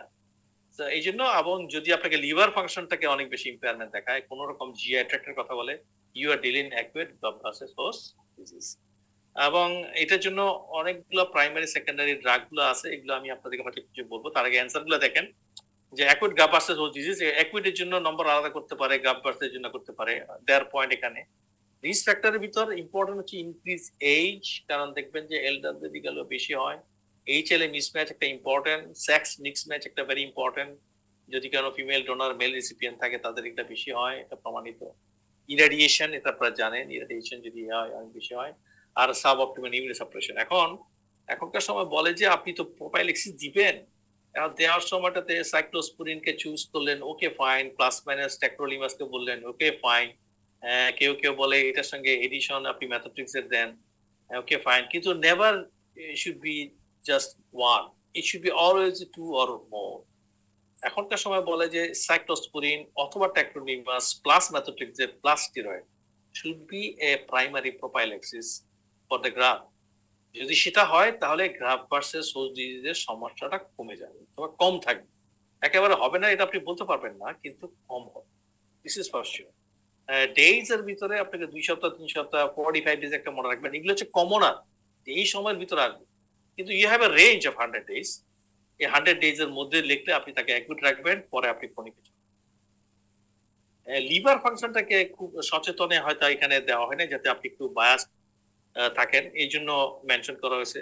নামনেস অফ দ্য লিম্বস কে করা হয়েছে যাতে আপনার থিংকিং প্রসেসটা একটা অন্যদিকে যায় কিনা দেখার জন্য। কিন্তু পেইনের কথা বলা হয়েছে কেন? Remember, the skin lesion will be painful. Remember, the skin lesion will be itchy, and most of the skin lesion will not have a cicatrization. Scarring হওয়ার সম্ভাবনা কম, হ্যাঁ, এবং lot of GI tract problem. এই জন্য GI ট্র্যাক্টকে address করে কিন্তু আমি দেখবেন একটা প্রশ্ন আপনাদেরকে দিয়েছি আর কি, এবং ওটা আপনারা বুঝেন কিনা। ডায়রিয়া ছাড়াও মেল অ্যাবজর্পশন হতে পারে, আইলিয়াস ডেভেলপমেন্ট হতে পারে, abdominal pain, serious colicky abdominal pain, only colicky abdominal pain, এবং ascites. These are the 4 kind of presentation that acute graft versus host disease abdominal presentation হতে পারে beside diarrhea. Diarrhea কে আনার উদ্দেশ্য হচ্ছে, ডায়রিয়া হচ্ছে most common among them. কেমন? যদি বয়স্ক মানুষ পান তাহলে অনেকের কিন্তু শুধু আপার জিআই সিম্পটোম্যাটোলজি, আমার খুব অ্যানোরেক্সিয়া হচ্ছে, ভমিটিং হচ্ছে, নট দ্য ডায়রিয়া, কিন্তু এটা কিছুতেই কারেকশন হচ্ছে না। গ্রাফটিং এর পরে যদি হয় তাহলে কিন্তু আপনারা সাসপেক্ট করবেন যে এটা most likely acute graft versus host disease because of the elderly issue. এল্ডারলিদের ক্ষেত্রে এগুলো বেশি। আরেকটা পয়েন্ট বলি, একটা হচ্ছে যে এগুলোকে কিন্তু ভাগ করা আছে, আমি এত ডিটেইলে আপনাদেরকে যাব না আজকে যেহেতু সময় নেই, কিন্তু স্টেজ 1 2 3 4 আছে। আপনি যদি স্টেজ 1 2 তে যান তাহলে হয়তো স্কিন ডিশন থাকলে স্মল অ্যামাউন্ট অফ টপিক্যাল দিয়ে ম্যানেজ করা যায়, কিন্তু যদি স্টেজ 3 4 এ যান তাহলে কিন্তু আপনাকে অনেক বেশি পরিমাণ ইমিউনোসাপ্রেসিভ এজেন্টের কথা, মিথাইল পেন্টিসিনের কথা রাখবেন। এগুলোর কিন্তু ভাগ করা আছে দেখবেন, ড্রাগ প্রাইমারি সেকেন্ডারি। আমি অত জটিলতায় যাই না, আমি বলছি যে আপনারা আইডো স্টেরয়েড সাইক্লোস্পোরিন সাইক্লোসফসফামাইড এই কথাগুলো লিখতে পারলে আই উইল বি হ্যাপি।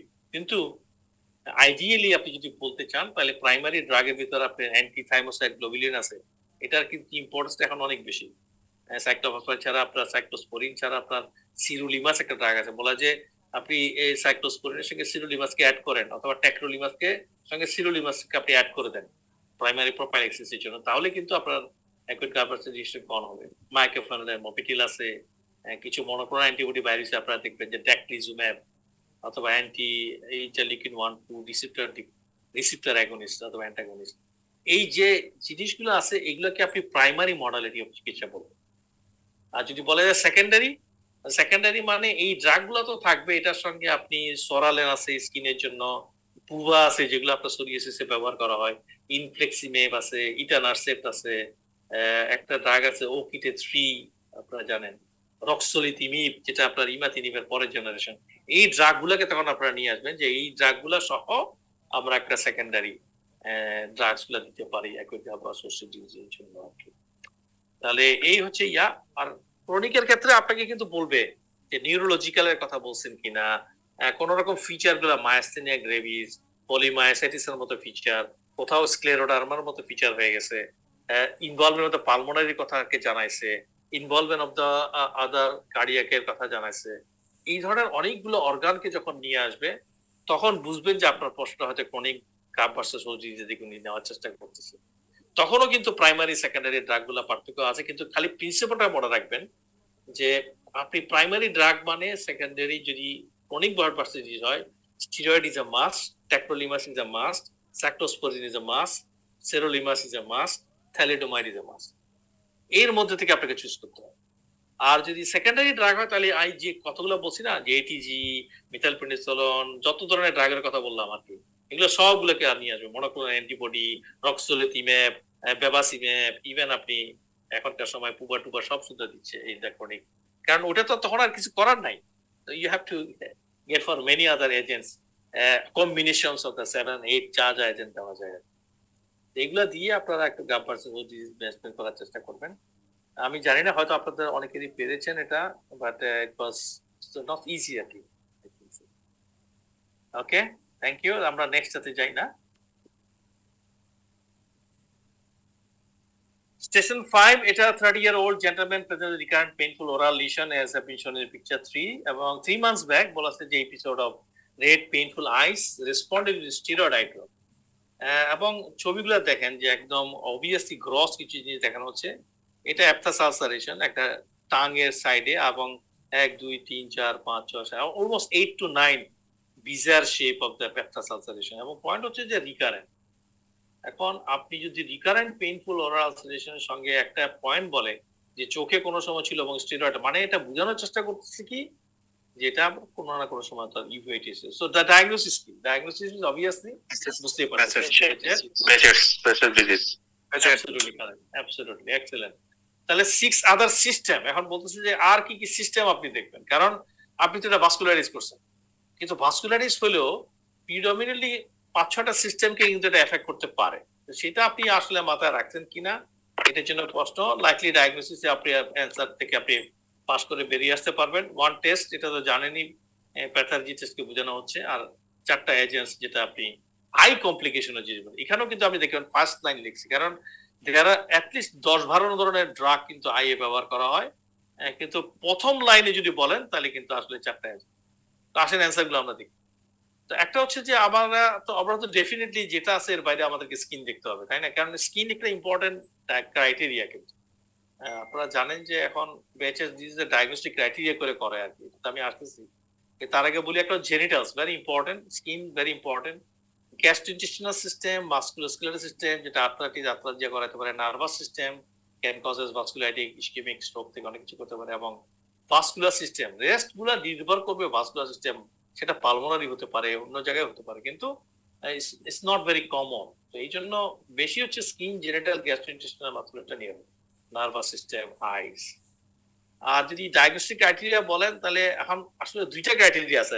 একটা ইন্টারন্যাশনাল সোসাইটি একটা আছে, আপনারা জানেন, ওরা কিন্তু বলছে ওদের জন্য সহজ যে বছরে 3বারের বেশি আপনার কোনো অ্যাপথাস আলসারেশনের সঙ্গে তাদের কোনো স্কিন, জেনিটাল, প্যাথোলজিটিস এবং একই সঙ্গে আই, এই 4টার মধ্যে 2টা থাকলে you have a rich diagnosis. কেমন? তাহলে আপনার আসলে মূল জায়গাটা হচ্ছে অ্যাপথাস আলসারেশন। এটা বছরে 3টার বেশি এপিসোড হলেই অনেক সময় 5-6টা হয়, কিন্তু 3-এর বেশি থাকলে ডায়াগনোস্টিক ক্রাইটেরিয়া পড়ে যাবে।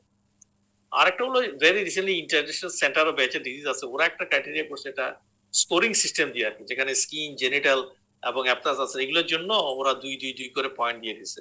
প্যাথোলজি টেস্টের জন্য 1 পয়েন্ট, নার্ভাস সিস্টেমের জন্য 1 পয়েন্ট, মাসকুলোস্কেলেটাল জন্য 1 পয়েন্ট। এই স্কোরের ভিতরে আপনি 4-এর বেশি থাকলেই আপনি বলে ফেলতে পারতেছেন। So pathology test is not be important, যেটা থাকতেই হবে বলে কোনো কথা নেই ডায়াগনস্টিক ক্রাইটেরিয়াতে, সেটা ওরা সাজেস্ট করছে। এখন ইন্টারন্যাশনাল সেন্টার অফ বিএইচএস ডিজিজের ডায়াগনস্টিক ক্রাইটেরিয়ার সমস্যাটা হচ্ছে এটা সেন্সিটিভিটি ভালো, কিন্তু স্পেসিফিসিটি আবার কম। কিন্তু আপনি যদি বলেন যে না 3বারের বেশি কারো অ্যাপথাস আলসারেশনের সঙ্গে 2 ক্রাইটেরিয়া আউট অফ 4 হয়ে যায়, তাহলে কিন্তু এটা স্পেসিফিসিটি অনেক বেশি। তো যেটাই ফলো করেন না কেন, ডায়াগনস্টিক ক্রাইটেরিয়া দিলে যদি কোনো কোশ্চেন এভাবে আসে, এই 2টা একটু ক্রাইটেরিয়া একটু মাথায় রাখিয়েন, তাহলে আপনার অ্যান্সার বেরিয়ে আসতে পারবে। আর প্যাথালজি টেস্ট ভেরি সিম্পল আসলে, এটা বুঝছেন না, একটা স্টেরাইল নিডল লাগবে, আপনি শুধুমাত্র নিডল দিয়ে ইনকর্পোরেশন করবেন এবং খেয়াল করবেন যে 2 সেন্টিমিটার এরিয়া ব্যাপী একটা হুইল ইরাইথেমাটাস হুইল চলে আসছে, that will be a pathology test positivity. এটা বেচার ডিজিজের জন্য একটা ইম্পর্টেন্ট টেস্ট, কিন্তু এটা যে অ্যাবসলিউটলি এটার জন্য ইন্ডিকেটেড আছে তা না, কিন্তু ডায়াগনস্টিক ক্রাইটেরিয়াতে দুইটা ক্লাসিফিকেশনের মধ্যেই কিন্তু এটাকে রাখা হয়েছে, এই জন্য এটা ইম্পর্টেন্ট মাথায় মনে রাখবেন আর কি। আর চোখের ব্যাপারটা ইম্পর্টেন্ট, কারণ কি চোখ এবং নার্ভাস, হ্যাঁ বলেন। স্যার এটা কি 2 সেন্টিমিটার এরিয়াতে এটা সুইল হবে না pustule pustule not necessarily pustule হবে, পাস্টিউল হইতে পারে যদি এটা আপনার সিভিয়ার ব্যাচেট হয়, এটাও তো ব্যাচেটে তো সিভিয়ারিটি আছে, কিন্তু আপনার ইরাইথেমাটাস নডিউল হিসাবে সেটা থাকতে পারে, যে এটা পাস্টিউল ডেভেলপমেন্ট করে ফেলতে পারে, কিন্তু তো নট নেসেসারিলি এটা পাস্টিউল হইতে হবে। কারণ আমি বলি যে ব্যাচেটে যে স্কিনে ম্যানিফেস্টেশন আসে পাস্টিউল ছাড়াও আরো অন্য ধরনের ম্যানিফেস্টেশন হইতে পারে, মনে করেন যে ইরাইথেমা নডোসাম হয়ে যেতে পারে, এটাও কিন্তু one of the important skin manifestation. আবার কারো ক্ষেত্রে শুধুমাত্র ফ্ল্যাট কিছু লিশন আসছে, সেটাও কিন্তু আপনার ব্যাচের ডিজিজের ফাইন্ডিং আসতে পারে স্কিনে। সো এই জন্য নট নেসেসারিলি অলওয়েজ এটা পজিটিভ হবে। কেমন?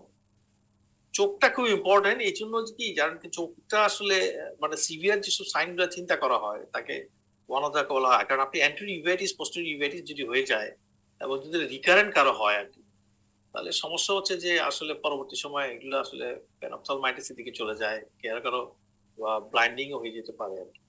এই জন্য আপনি স্টেরয়েড আই ড্রপ দিচ্ছেন কিনা, ট্রপিকেনাম দিচ্ছেন কিনা, সাইক্লোস্পোরিন দিচ্ছেন কিনা, কলচিচিন দিচ্ছেন কিনা, এগুলো চারটাকে বলা হচ্ছিল ফার্স্ট লাইন, কিন্তু এর বাইরেও এজাথ্রি প্রাইম, এথোপ্রেক্সাইড থেকে শুরু করে দেয়ার আর মেনি এজেন্টস যেগুলো আসলে চোখের জন্য দেওয়া হয়, কিন্তু প্রাইমারিলি এই চারটা ড্রাগের মধ্যে আপনাকে রাখার চেষ্টা করতে হবে যদি প্রথম লাইন বলেন, তারপরে ওগুলো আসলে সব সেকেন্ড লাইন অফ ড্রাগ, যদি এগুলো রেসপন্স না করে তখন বেচের ডিজিজের দিলেন। এটা কিন্তু আইয়ের কথা বলা হচ্ছে, আপনি অ্যাজ এ হোল যদি আপনি বেচের ডিজিজের চিকিৎসার কথা বলেন তাহলে তো আপনার অবশ্যই ইমিউনোসাপ্রেসিভ এজেন্ট থেকে শুরু করে ওগুলো আসবে, এগুলো নির্ভর করবে কোন অর্গান আপনি ইনভলভমেন্ট করতেছেন তার উপরে। So that's very interesting. এটা আমি আশা করি অনেকেই পারছেন এটা পাওয়ার কথাও, কিন্তু হয়তো অ্যান্সারের যেসব মডালিটি গুলো দেওয়া হয়েছে এগুলো সবগুলো যদি টাচ করতে পারছেন কিনা আমি জানি না, but that was a very standard question. Session 6 এ আসেন, 35-year-old man present with new onset loin pain hematuria, এটাও গাইডেড করা হয়েছে আপনাদেরকে অনেক, an abdominal CT scan is done which is shown here and look at the picture and answer relevant। এখন এটা মূলত আছে অ্যাবডোমিনাল সিটি স্ক্যান থেকে আপনারা বুঝতে পারেন, দেখতেই পাচ্ছেন এটা বিরাট কিডনি, এটা বিরাট কিডনি এবং এখানে পলিসিস্টিক এডিপি, হ্যাঁ এডিপি, হ্যাঁ বলেন অটোসোমাল ডমিনেন্ট পলিসিস্টিক এক্স্যাক্টলি। তাহলে এখনকার সময় আমাদেরকে ওটাই বলতে হবে, অ্যাডাল্ট অনসেট এগুলো আমরা বলবো না, যে autosomal dominant polycystic kidney disease আর autosomal recessive polycystic kidney disease. একটা সময় অটোসোমাল রিসেসিভকে বলা হইতো যে ইনফ্যান্টদের ওটা হইলে তখন এটা বলা হয়, কিন্তু এটা আসলে ইনফ্যান্ট বলে আলাদা করে ফেলা উচিত হবে না, কারণ অনেক চাইল্ড আছে যাদের কিন্তু autosomal recessive polycystic kidney disease হতে পারে আর কি, এবং তাদের ক্ষেত্রে কিন্তু এক ধরনের ইস্যুগুলো থাকে। আবার অ্যাডাল্টের মধ্যে সাধারণত adult dominant autosomal dominant presentation হয়, কিন্তু নট নেসেসারিলি যে সব সময় যে আপনি অটোসোমাল ডমিনেন্ট অ্যাডাল্ট পাবেন। বুঝতে পেরেছেন আমার কথা? এই জন্য কিন্তু আমাদের ওই অ্যাডাল্ট অনসেট বলা অথবা চাইল্ডহুড বলা এগুলো কিন্তু বাতিল করে দিতে হবে। লিশনটা আপনারা তো সহজেই বুঝতে পারতেছেন। অ্যান্সার গুলো 5 আদার অর্গান কি কি ইনভলভমেন্ট আছে, কি কি অর্গানের কথা লিখছেন আমি জানি না, কিন্তু ইম্পর্টেন্ট পয়েন্ট হচ্ছে যখন আদার অর্গান বলতে হবে একই ধরনের সিস্ট কিন্তু অন্য জায়গায় হতে পারে, সেই জন্য লিভারে সিস্ট হতে পারে, প্যানক্রিজে হতে পারে, স্প্লিনে হতে পারে। লিভার প্যানক্রিজ স্প্লিন কাছাকাছি থাকে, তিনটাই লিখে ফেলবেন, তাহলে আপনাদের জন্য সুবিধা হবে। কেমন? এবং একটা জিনিস মনে রাখবেন যে অটোসোমাল ডমিনেন্ট অ্যাডাল্ট যে লিভার ডিজিজ গুলা থাকে, সিস্টিক ডিজিজ, সেখানেও কিন্তু আবার প্রিডমিনেন্টলি রেনাল সিস্ট থাকে, তবে সেখানে রেনাল সিস্টের সংখ্যা কিন্তু কখনো 4টার বেশি হবে। কেমন? এই জন্য আপনি adult autosomal dominant predominantly adult polycystic liver disease যদি বলেন, সেখানে অনেক বেশি পরিমাণ কিডনির সমস্যার কথা বলবেন না, হয়তো সিস্ট থাকতে পারে অল্প কিছু, কিন্তু problem of the adult autosomal dominant polycystic kidney disease that আপনি লিভারে অনেক সিস্ট হতে পারে, প্যানক্রিজে হতে পারে, স্প্লিনে multiple. Brain is in organ, যেটা আপনারা জানেন যে সেখানে একটু অনেক সময় হ্যামারেজ হয়। Heart is another very important organ that can be involve. তো এই জন্য ভাইটাল 5টা অর্গান আসলে এখানে ইনভলভমেন্ট হতে পারে, এটা আমাকে মেনশন করা। আর বলা হয়েছে যে কি কন্ডিশন গুলো ক্যাটাস্ট্রফ হয়, বুঝতেই পারতেছেন যে অ্যানিউরিজম সবচেয়ে বড় সমস্যা আছে, সাবারকার হ্যামারেজ যদি তা রাপচার করে যায়। Renal failure is always a big problem, কারণ সবচেয়ে বড় সমস্যা হচ্ছে অটোসোমাল ডোমিনেটেড, এটা প্রেজেন্টেশনটা রেনাল ইম্পেয়ারমেন্ট নিয়ে আসতে পারে এবং সাধারণত এটা প্রগ্রেসিভ হয়, ইন্টারভেনশন গুলো খুব একটা রোল থাকে না। আরেকটা হলো যে এছাড়া অনেকেরই হাইপারটেনশন থাকে, এটা আপনারা জানেন, one of the important cause secondary hypertension, এবং অনেক ক্ষেত্রে কিন্তু হাইপারটেনশনটা কন্ট্রোল হতে চায় না, এনসেফালোপ্যাথি হয়ে যায় আর কি। তো এই 3টা কন্ডিশন আর খুব খারাপ আর কি, যেগুলোর মাধ্যমে রোগীগুলো ক্যাটাস্ট্রফে যেতে পারে। আরেকটা হচ্ছে পলিসিস্টিক কিডনি ডিজিজের জিন ডিফেক্ট আছে, একটা হচ্ছে ক্রোমোজোমাল 16 এর প্রবলেম, আরেকটা হচ্ছে ক্রোমোজোমাল 4 এর ডিফেক্ট আর কি। তো ক্রোমোজোমাল 16 এর ডিফেক্ট যেগুলো, এগুলোর ক্ষেত্রে কিন্তু একসময় দেখবেন যে আল্ট্রাসাউন্ডে কিছু ক্রাইটেরিয়া ঠিক করছিল এগুলোর উপর ভিত্তি করে, যে PKD1 diagnosis will be easy যদি আমরা এমন পাই যে দুই দিকের সিস দেখলাম, যদি আবার এমন হয় বয়স 30 থেকে প্রায় আপনার 50 ইয়া পর্যন্ত চলে গেছে, সেখানে আমাদের 3টা সিস থাকলে হবে, একটা কিডনিতে থাকবে অথবা 2টা কিডনিতে থাকবে। আর যদি এইজ বেশি বাড়ান তাহলে 2টা কিডনিতে 2টা থাকতে হবে, যদি 60-র উপরে করেন 2টা কিডনিতে 4টা থাকতে হবে। তো দ্যাটস দ্য ইজি ক্রাইটেরিয়া। তো এই ক্রাইটেরিয়াতে কিন্তু ধরেন পলিসিস্টিক কিডনি ডিজিজ 2 কে কভার করা যায় না, ক্রোমোজোমাল 4 এর ডিফেক্ট। তো এই জন্য এখনকার সময় বলতেছে যে না, আমরা এটা করি যে 3টা সিস থাকুক, যদি বয়স 30 থেকে 40-এর মধ্যে থাকুক, কিন্তু যে কোনো একটা কিডনিতে থাকতে হবে। কিন্তু যখনই 2টা কিডনির কথা আসবে, মিনিমাম 2টা সিস 2টা কিডনিতে থাকতে হবে, when the age is more than 40, তাহলে আমাদের জন্য সুবিধা। বাকিটা আমরা একই রকম রাখলাম, যে ঠিক আছে 3টা সিট 3টা সিট, 4টা সিট 4টা সিট, যদি 60 এর উপর থাকে তাহলে আল্ট্রাসাউন্ড ক্রাইটেরিয়া ফিল আপ হয়ে গেল আর কি। সেখানে PKD1 PKD2 দুইটা জিন ডিফেক্টই আসলে কভার হয়ে যাবে। অনেক সময় এগুলাকে সার্জারি করে, কিন্তু আসলে সার্জারি করে কি লাভ হবে জেনেটিক ডিফেক্টে? তো এই জন্য অনেক সময় নেফ্রেক্টমি করে ফেলে, বুঝছেন না, যে এত বেশি প্রগ্রেসিভলি হ্যামাটোরিয়া পেইন হয়েছে, এটা অনেক সময় করে ফেলে আর কি, তখন 2টা নেফ্রেক্টমি করে, লিভার ট্রান্সপ্লান্ট করে। এগুলো কেউ করতেছে টু টু হ্যাভ এ লাইফকে এক্সটেনশন করা যায় কিনা, কিন্তু বাট বেসিক্যালি যেহেতু এটা অটোসোমাল ডোমিনেন্ট ডিসঅর্ডার, আমাদেরকে ভাবতেই হবে যে this is play the major role. এর জন্য কিউরেটিভ ইন্টেন্ট কারেটিভ ইন্টেন্ট না বলে এগুলো যাই কিছু করি না কেন আমরা সার্জারি বা মেডিসিন অল আর সাপোর্টিভ, তাই না? তো এটা গেল একটু ডিসকাশন, আপনাদের জন্য কিছু কথাবার্তা একটু বলে ফেলতেছি, আমি জানি না বিরক্ত হচ্ছেন কিনা। নেক্সট স্টেশনে চলে আসি তাহলে আপনাদের সঙ্গে, স্টেশন 7। এটা কিন্তু আমি বলেছি it's a kind of the একদম যদি না হলো মডারেট পেরে যাওয়ার কথা আর কি। 26-year-old woman present with a personality change, jaundice, joint pain এবং with eye change. Eye change তো দেখতেই পাচ্ছেন, তাই না? তো হোয়াট ইজ দ্য লিশন? লিশনটা তো অবভিয়াসলি, তাই না? তো এটা যখন দিবে তখন আসলে ও জানতে চাবে যে আপনি কেএফ রিং এর কথা লিখছেন, তো কাইজার প্রিন্টটা লিখছেন কিনা এবং বানানটা ঠিক লিখছেন কিনা। এটাও যে সবচেয়ে ইম্পর্টেন্ট ইস্যু আর কি, যে অনেকে আমরা কেএফ রিং লিখে ছেড়ে দিই, কিন্তু আইডিয়ালি এটাকে কেইজার টেক্সচার বলা উচিত আর কি। এবং right 5 are the neurological sign that may develop, কারণ একটা তো পার্সোনালিটি চেঞ্জের কথা লিখছেই, এটাকে নিউরোলজিক্যাল সাইকোলজিক্যাল দুইটাই বলা আসতে পারে, কিন্তু আর কি কি হইতে পারে।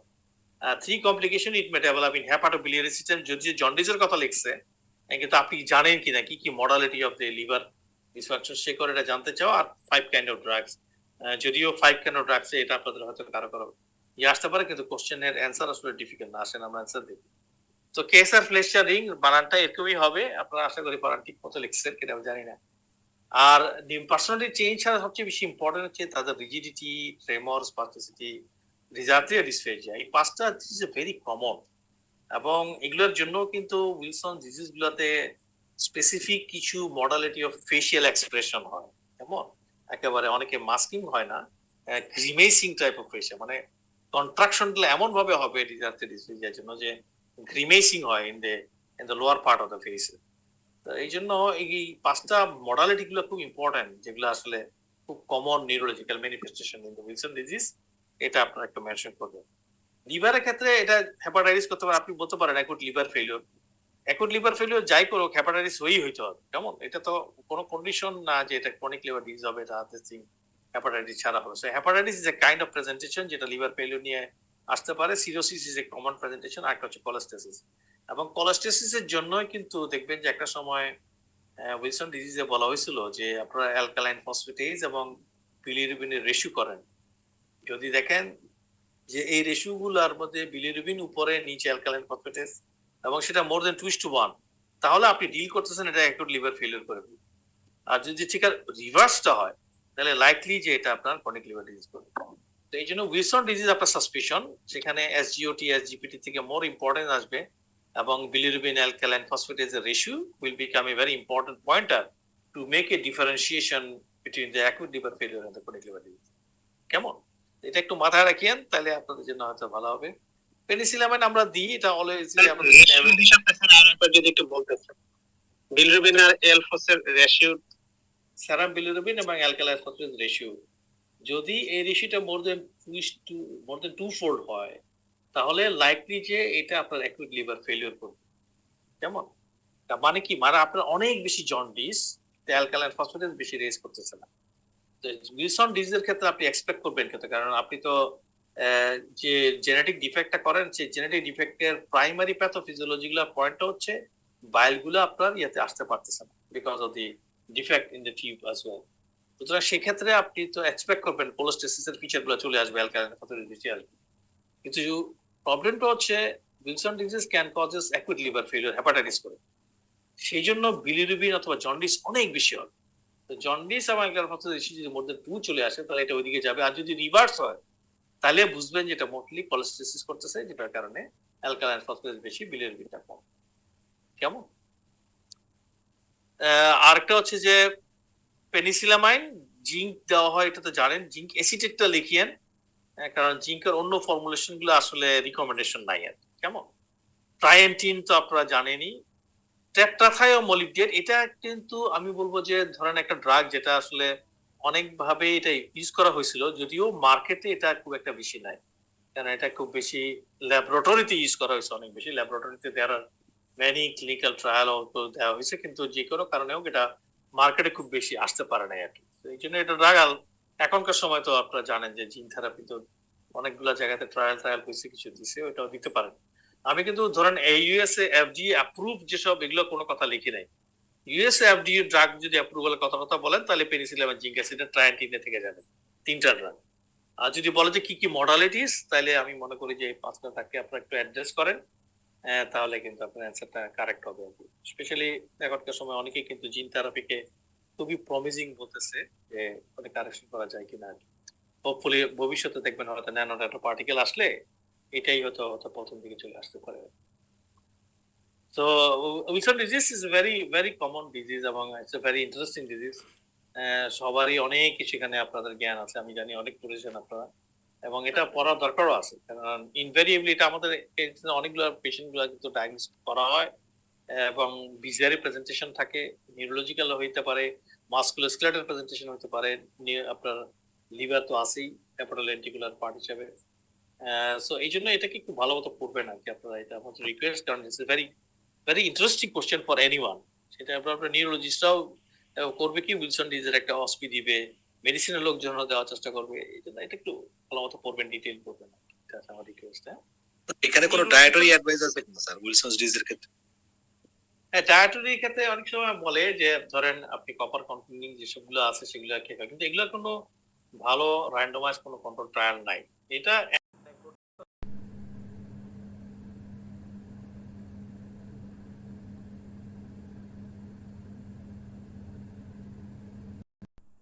এটা নিয়ে আসলে কোনো I didn't find any diet related randomized control trial in Wilson disease. Drugs গুলোর মধ্যে কিন্তু অনেকগুলো ছিল, পেনিসিলামাইন ভার্সেস ট্রাইএন্টিন, টেট্রাথায়োমোলিবডেট, এগুলো অনেকগুলো স্টাডি আছে, কিন্তু ডায়েটের ব্যাপারে কোনো স্টাডি ক্লিনিক্যাল নাই। This are anecdotal. কেমন? স্যার এখানে জয়েন্ট পেইনের ইয়ে কি ছিল আসলে এক্সপ্লেনেশন? ও আচ্ছা, joint pain. The musculoskeletal system is one of the important presentations of the Wilson disease. আমি বলি, দেখবেন যে আপনারা অস্টিওআর্থ্রাইটিস যখন পড়বেন আর কি, তো ওখানে তো আসলে অনেকগুলা এটিওলজিক্যাল ফ্যাক্টরগুলো লেখে, সেখানে দেখবেন কপার ম্যাটার অরিজিনাল কথা লেখা আছে। আসলে বেসিক্যালি ওটা অ্যাড্রেস করা হচ্ছে দুইটা জিনিসকে, একটা উইলসন ডিজিজ, আরেকটা হচ্ছে যে কনজেনিটাল কপার ডেফিসিয়েন্সি কিছু থাকে, সেই ইনজুরিকে অ্যাড্রেস করার জন্য লেখা, এবং তারা কিন্তু অনেকেই কিন্তু অস্টিও আর্থ্রাইটিসের এফেক্টে ভুগে আর কি। এবং কিন্তু সেটাও না, অস্টিও আর্থ্রাইটিস ছাড়াও অনেকের অস্টিওপোরোসিস হয়, কারো কারো আপনার ডেভেলপমেন্ট অফ দ্য প্যারাথর্মন ডিফেক্সিন করে, কারো কারো আপনার ভিটামিন ডি এর ডেফিসিয়েন্সি করে গিয়ে বনি ইফেক্ট গুলোকে দেখাতে পারে। তো there was a many musculoskeletal presentations of the Wilson disease. Rheumatoid arthritis এর মতো করে প্রেজেন্টেশন একদম অনেকগুলো কেস রিপোর্ট কিন্তু আছে, বিশেষ করে পাকিস্তান এবং ইন্ডিয়াতে। আমাদের এখানেও আমি একবার একটা ঢাকা মেডিকেলে ছিলাম, তখন আমি একটা কেস রিপোর্ট করি আর কি, এবং একটা প্রেজেন্টেশন হয়, এটা নিয়ে আমি লেখালেখি করছি। তো পেশেন্টটা প্রেজেন্টেশন ছিল as a juvenile idiopathic arthritis এর মতো, মানে inflammatory nature of the arthritis এর মতো তাকে অসংখ্য ভাবে চিকিৎসা করা হয়েছে যে এর মতো করে, এবং একসময় সে ডিসেবল হয়ে যায়। ডিসেবল হওয়ার পরে তার তখন ফ্র্যাকচার শুরু হয়। তো ফ্র্যাকচার গুলো পায়ে হয়, হাতে হয়, রিব গুলো ফ্র্যাকচার হয়ে যায়। অ্যারাউন্ড ধরেন 30-40 ফ্র্যাকচার মতো ছিল, হি becomes like N bed ridden, এবং তার হাত পা গুলা একেবারে আসলে ব্যান্ড। কারণ এই যে তাদের ব্যান্ড হয়ে যাচ্ছে, ওরা সবাই মনে করছে যেটা ফ্র্যাকচার হয়ে যাওয়াতে সেকেন্ডারি ম্যান এগুলো হয়েছে, কিন্তু আসলে that was part of the dystonia.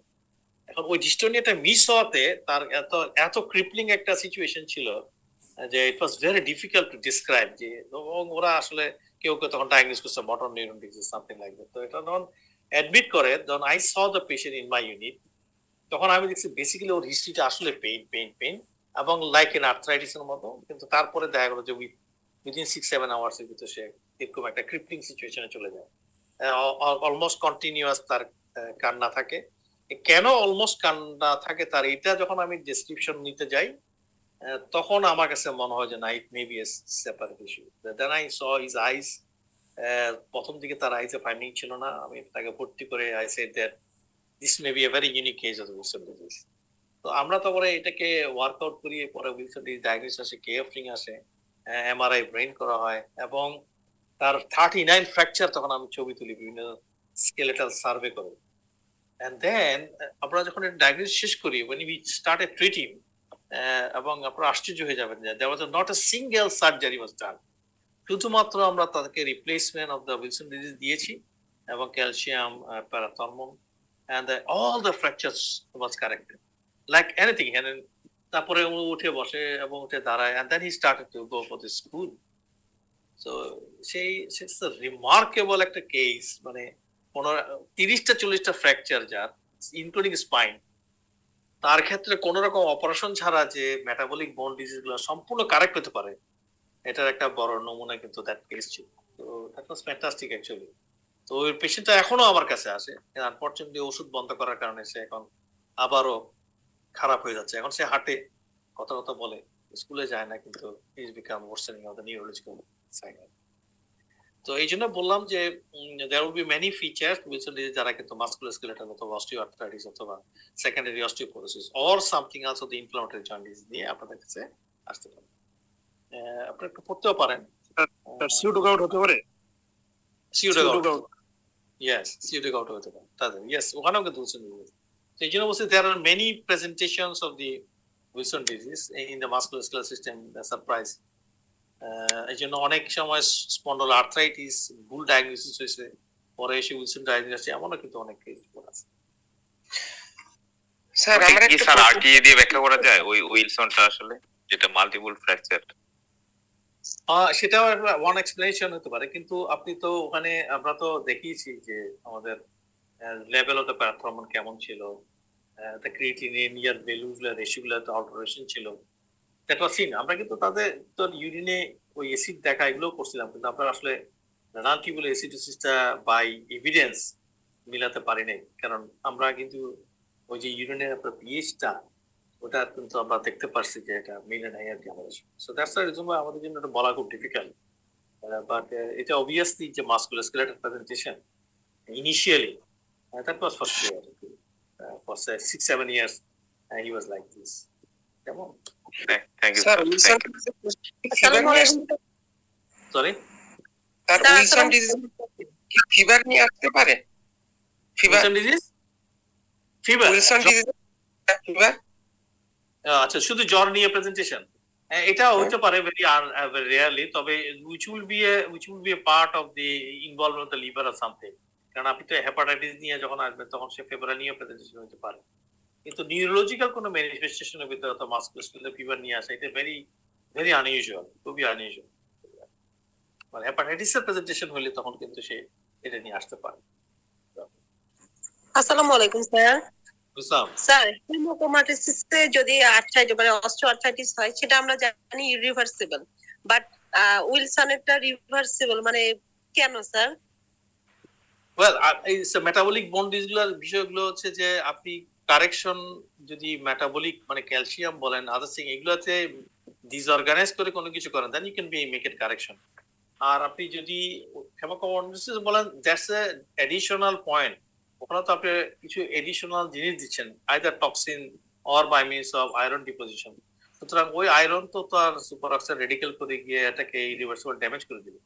তো ওই ক্ষেত্রে আপনি অস্টিওআর্থ্রাইটিসের রিভার্সিবিলিটি পাবেন না। কিন্তু উইলসন ডিজিজ হচ্ছে এমন একটা কন্ডিশন যেখানে কন্ডিশনগুলোতে আপনি যদি আর্লি ইন্টারভেনশন করতে পারেন অথবা যদি স্পেসিফিক কিছু দিতে পারেন তাহলে অবভিয়াসলি সে রিভার্সিবল অনেক কিছু কন্ডিশন থাকে। ইভেন নিউরোলজিক্যালে যেসব জায়গাতে অনেক বড় বড় প্ল্যাক পাওয়া গেছে, গ্লিওসিস হয়ে গেছে ডিফারেন্ট জায়গাতে, আপনি যদি তাকে পেনিসিলামাইন অথবা ট্রায়ান্টিন দিয়ে দীর্ঘ সময় চিকিৎসা দেন then this also said to have improved, কারণ আপনি তো চিলেট করে ফেলতেছেন। যদি চিলেট করে নিয়ে আসেন জিনিসটা, ও তো আসলে টক্সিসিটি রাখতে পারবে না। আপনি আইদার এটাকে ঢুকাইতে মানা করে দেন অ্যাবজর্পশন করার, অথবা আপনি চিলেট করে নিয়ে আসেন। মানে চিলেশন এজেন্ট দিলে তো এটা তো চলে যাবে। আরেকটা হলো যে আপনি জিঙ্ক দিচ্ছে অ্যাবজর্পশনই বন্ধ করে দিলেন। এই জন্য অনেকেই কম্বিনেশনও কিন্তু ইদানিংকালে প্র্যাকটিস করতেছে যে অ্যাবজর্পশন বন্ধ করলেন by means of zinc acid না অথবা চিলেশন করলেন বাই আইদার পেনিসিলাম অথবা ট্রায়ান্টিন দিয়ে, so that the copper will not be there in the body by any means. যদিও জেনেটিক্যালি সে অলওয়েজ স্টিমুলেশনটা দিতে থাকবে কোনো কোনো জায়গায়, কিন্তু আপনি কোনো সুযোগ দিচ্ছেন না তাকে জমাতে দেওয়া, then the function of the brain will be there. কারণ অনেকগুলো তো অর্গান আপনার even the brain can have a regeneration, তাই না? তো এগুলো ফেরত চলে আসবে। Bone is a serious amount of regenerative capacity আছে। আইদার আপনি কন্ট্রোসাইট গুলাকে মিমিক করে দেন নাই because of the metabolic bony disorder, সেগুলো তো আপনি কারেক্ট করে ফেলতেছেন when you are treating with the specific। এই জন্য আমি বলছি দেখেন যে স্পেসিফিক যখন থেরাপিটা দেওয়া হয়েছে with a replacement of parathormone and the calcium then the patient got a recovery. এবং এটা তো আমার জন্য একটা বিরাট সারপ্রাইজ ছিল যে এতগুলো ফ্র্যাকচার একটা সার্জনকে না দেখায় একটা রোগী কিভাবে বসে যায় কিভাবে দাঁড়ায় যায়, দ্যাটস এ ভেরি সারপ্রাইজিং। এবং this thing can happen in the Wilson disease. কেমন? সো আসেন আমরা নেক্সট সেশনে যাই। সেশন 8, 45-year-old man, উনি গত 3 বছর থেকে আছেন আনকন্ট্রোল হাইপারটেনশন নিয়ে, presented with history of headache, sweating, palpitation and later diagnosed as acute MI with CCS। এটা বলা হয়েছে angiogram was found unremarkable, মানে আপনাদেরকে কতগুলো ক্লু দিয়ে দেওয়া হয়েছে সোজা হিসাব ওইগুলোর জন্য, এবং সিটি স্ক্যান অ্যাবডোমেন করা হচ্ছে। What is the most likely diagnosis? এটা তো নিশ্চয়ই আপনারা পারছেন, তাই না? এখানে দেখাচ্ছেও দেখবেন কিডনি স্টোনে একটা সুন্দর একটা লাইট, একটা লার্জ সাইজের ইয়া। তো হোয়াট ইজ ইট? পিওক্রোমোসাইটোমা। অবভিয়াসলি ম্যাচটা ক্লিয়ারলি বোঝা আছে। প্রশ্নটা আপনাদের জন্য একটু জটিল করার জন্য বলা হয়েছে যে আপনি 4টা ডিজিজকে বলবেন যেখানে এই পিওক্রোমোসাইটোমা অ্যাসোসিয়েশন থাকতে পারে। তার মানে কোনো না কোনো জেনেটিক ডিজিজকে অ্যাড্রেস করতে বলা হয়েছে, কারণ হলে অ্যাসোসিয়েশন শব্দটা কেন আসবে। সুতরাং আপনি যদি ওই 4টা ডিজিজের কথা লেখেন তাহলে দেখবেন যে ওইখানে কিন্তু পিওক্রোমোসাইটোমা আসতে পারে। আর বাকিটা তো স্ক্রিনিং টেস্ট আর ট্রিটমেন্ট মডালিটি, এগুলো কঠিন কিছু না, আমি জানি আপনাদের জন্য। আসেন আমরা অ্যান্সার দেখি। তাহলে মোস্ট লাইকলি একটা পিওক্রোমোসাইটোমা, এখানে অনেক নম্বর, কিন্তু আসলে আপনি মাল্টিপল এন্ডোক্রাইন নিউপ্লাসিয়াতে পিওক্রোমোসাইটোমা টাইপ 2 এ তো হয় কিনা, মাল্টিপল এন্ডোক্রাইন নিউপ্লাসিয়া টাইপ 2 তে পিওক্রোমোসাইটোমা অ্যাসোসিয়েশন থাকে কিনা, এই জিনিসগুলো পড়েছেন কিনা এটা আমরা জানতে চাই। So it's a kind of আমি বলবো যে মডারেট টাফ। নিউরোফাইব্রোপ্যাথোসিস আপনারা জানেন, এটা তো অবভিয়াসলি পিওক্রোমোসাইটোমা অ্যাসোসিয়েশন থাকে। আরেকটা হলো বনিপেল ল্যান্ডোর। বনিপেল ল্যান্ডোর অনেকগুলো কেস রিপোর্টে কিন্তু দেখবেন যে পিওক্রোমোসাইটোমা উইথ অ্যাসোসিয়েশন। তো এই জন্য অ্যাসোসিয়েশনের কথাটা আসা হচ্ছে। আপনি জানেন এই চারটা আপনারা পারছেন কিনা, but that was very tricky question. Screening test একসময় আমরা বিএমএ টিএমএ করতাম, কিন্তু ফরগেট অ্যাবাউট বিএমএ, এটা আসলে ভালো টেস্ট না, বুঝছেন? এটা সেনসিটিভিটি স্পেসিফিটি ভেরি পুয়ার। প্যাটানেফ্রিনকে এখন বলা হয়েছে যে আসলে this can B a very good screening test, কারণ এটা খুব বেশি চেঞ্জেবল হয় না আর কি, ইউরিনে প্লাস আপনার ব্লাডে করাটা তো ডিফিকাল্ট। কিন্তু ইউরিনটা খুব একটা কঠিন না, 24 ঘন্টার প্রস্রাবটা রাখতে হয় আর কি। সো এটা আমাদের স্ক্রিনিং টেস্ট। আর বলা হয়েছে দেখেন যে আপনি ইম্পর্টেন্ট মডালিটি কি কি, মানে যখন এই স্টেট মানে কোন স্টেট দেখেন, এই রোগীটাকে এমআই সিসিএফ সবকিছু তো আপনি আসলে ঠিক করে ডায়াগনোস করে ম্যানেজ করে ফেলছেন, তারপরে এখন কি করবেন আর কি, এখন প্রবলেম তো আনকন্ট্রোল হাইপারটেনশন ঘুরে ফিরে, তাই না? এবং ম্যানেজমেন্টের ভিতরে আনকন্ট্রোল হাইপারটেনশনের জন্য প্রথম আসলে আপনি আলফা ব্লকার ইনিশিয়ালি দিচ্ছেন কিনা, ফলোড বাই বিটা ব্লকার দিচ্ছেন কিনা, এটা ইম্পর্টেন্ট সাবসিকুয়েন্টলি। কারণ যদি আপনি বিটা ব্লকার আগে দেন, then there is every chance that the patient can have a serious impact of the tachycardia. এই জন্য তাদের ক্ষেত্রে কিন্তু এমআই হয়ে যাওয়ার সম্ভাবনা বেশি থাকে। এটা আপনার কোনো এনজিওগ্রামে কিছু আসবে না, but that's a sympathomimetic driven myocardial infarction. এবং সিম্পাথোমায়োমেটিক ড্রিভেন মায়োকার্ডিয়াল ইনফার্কশনের একটা ইম্পর্টেন্ট কারণ হচ্ছে ওভারটলি যদি আমরা বিটা 1 স্টিমুলেশন করাইতে পারি থ্রু হার্ট, এবং সেটা সম্ভব শুধুমাত্র যদি আলফা ব্লক করে ফেলেন বা বিটা ব্লকার দিয়ে ফেলেন আগে, rather than giving the alpha blocker. আর obviously the last modality তো সার্জারি হবে, তাই না? So the answer is not very difficult. আমি জানি না আপনাদের কেমন হয়েছে। তো I think this is good one. Next টাতে আমরা আসি। এটা তো আপনারা নিশ্চয়ই পারছেন স্কিন লিশন, কারণ এখানেও একটু ভালো ক্লু দেওয়া হয়েছে, যেটা পেইনলেস এবং নাম লিশন গুলো, অনেকগুলো লিশন দেওয়া হয়েছে। দেখবেন যে চেস্ট ওয়ালে বেশ কয়েকটা লিশন এখানে বোঝানো হচ্ছে, দিস ওয়ান, এবং দেখেন অ্যাবডোমিনের একটা লার্জ টেরিটরি। তো এগুলো বলার উদ্দেশ্য হচ্ছে যে যদি লিশন গুলো নাম পেইনলেস সবই হয়, তাহলে আপনি নম্বর গুলো গুনছেন কিনা, 1 2 3 4 5 6 7। So different kind of figurating lesion but having a flat lesion, এটা কিন্তু এলিভেটর থাকতে পারে, আই থিংক করতে পারে we are having a nameless pain. So it has to be leprosy, তাই না? এবং ল্যাপ্রোম্যাটাস ল্যাপ্রোসি হতে হবে, আদারওয়াইজ মিলবে না। কিন্তু আপনি যদি বাইলেটারাল সিমেট্রিক্যাল করতেন, কেউ হয়তো বর্ডারলাইন, কেউ হয়তো ইনডিটারমিনেট টাইপে আনতে পারবেন, কিন্তু when you have a non symmetrical type of lesion having a different size pupil shape with a numbness and other thing, it has to be leptometal leprosy. এই জন্য ডায়াগনোসিস আপনারা leptometal leprosy লিখবেন।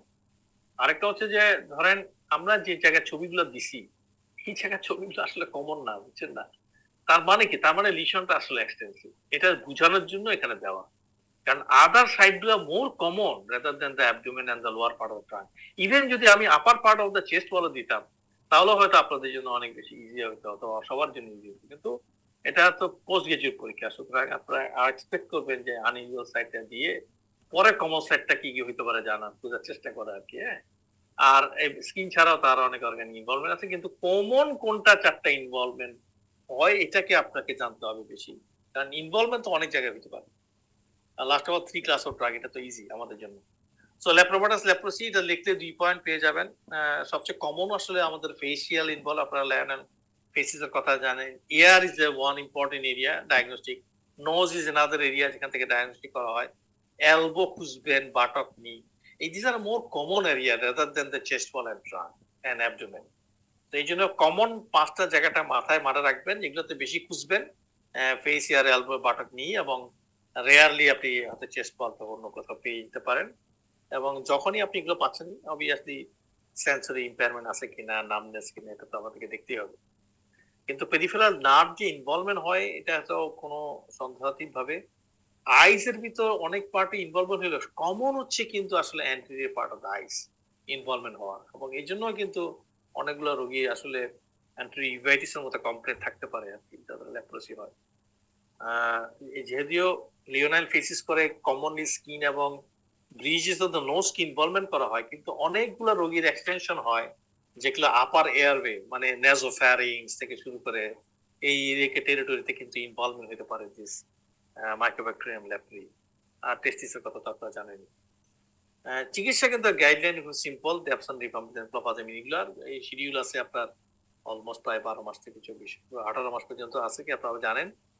কিন্তু 3টা ড্রাগের কথা আপনারা মেনশন করতে পারলে, যেটা OSPE অফ দ্য ডিটেইল তো আপনার লাগবে না, কিন্তু মেনশন করতে পারলে you should be pass according to. So আমার মনে হয় এটা ইজি ছিল। আপনি স্যার একটা কোশ্চেন ছিল স্যার। স্যার যে আমরা তো জানি লেপ্রোমেটাস লেপ্রোসিতে ইউজুয়ালি ক্লিয়ারিটি অফ মার্জিন পোর থাকে স্যার।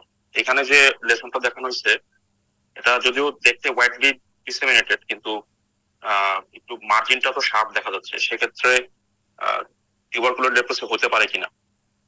না, আপনি আপনি টিউবারকুলার লেপ্রোসি হইলে নাম্বার ওয়ান হচ্ছে আপনার সংখ্যা তো এতগুলো পাবেন না, কারণ আপনার তো 5 অর মোর কিনা, রাইট? আপনি লিশন এখানেই কিন্তু দেখেন, এবং এগুলো প্রত্যেকটা কিন্তু সেপারেট লিশন, আলাদা লিশন। একটা হচ্ছে আপনাকে জি, স্যার। প্রিডমিনেন্টলি সিমেট্রিক্যাল করতে হবে, কারণ বর্ডার লাইন লেপ্রোসি তো ইমিউনোলজিক্যাল রিঅ্যাকশন অনেক বেশি, so it has to be symmetrical হবে। এইখানে দেখেন একটা লিশন চলে আসে বেজার, এটাকে বর্ডার পাওয়া তো আসলে ডিফিকাল্ট।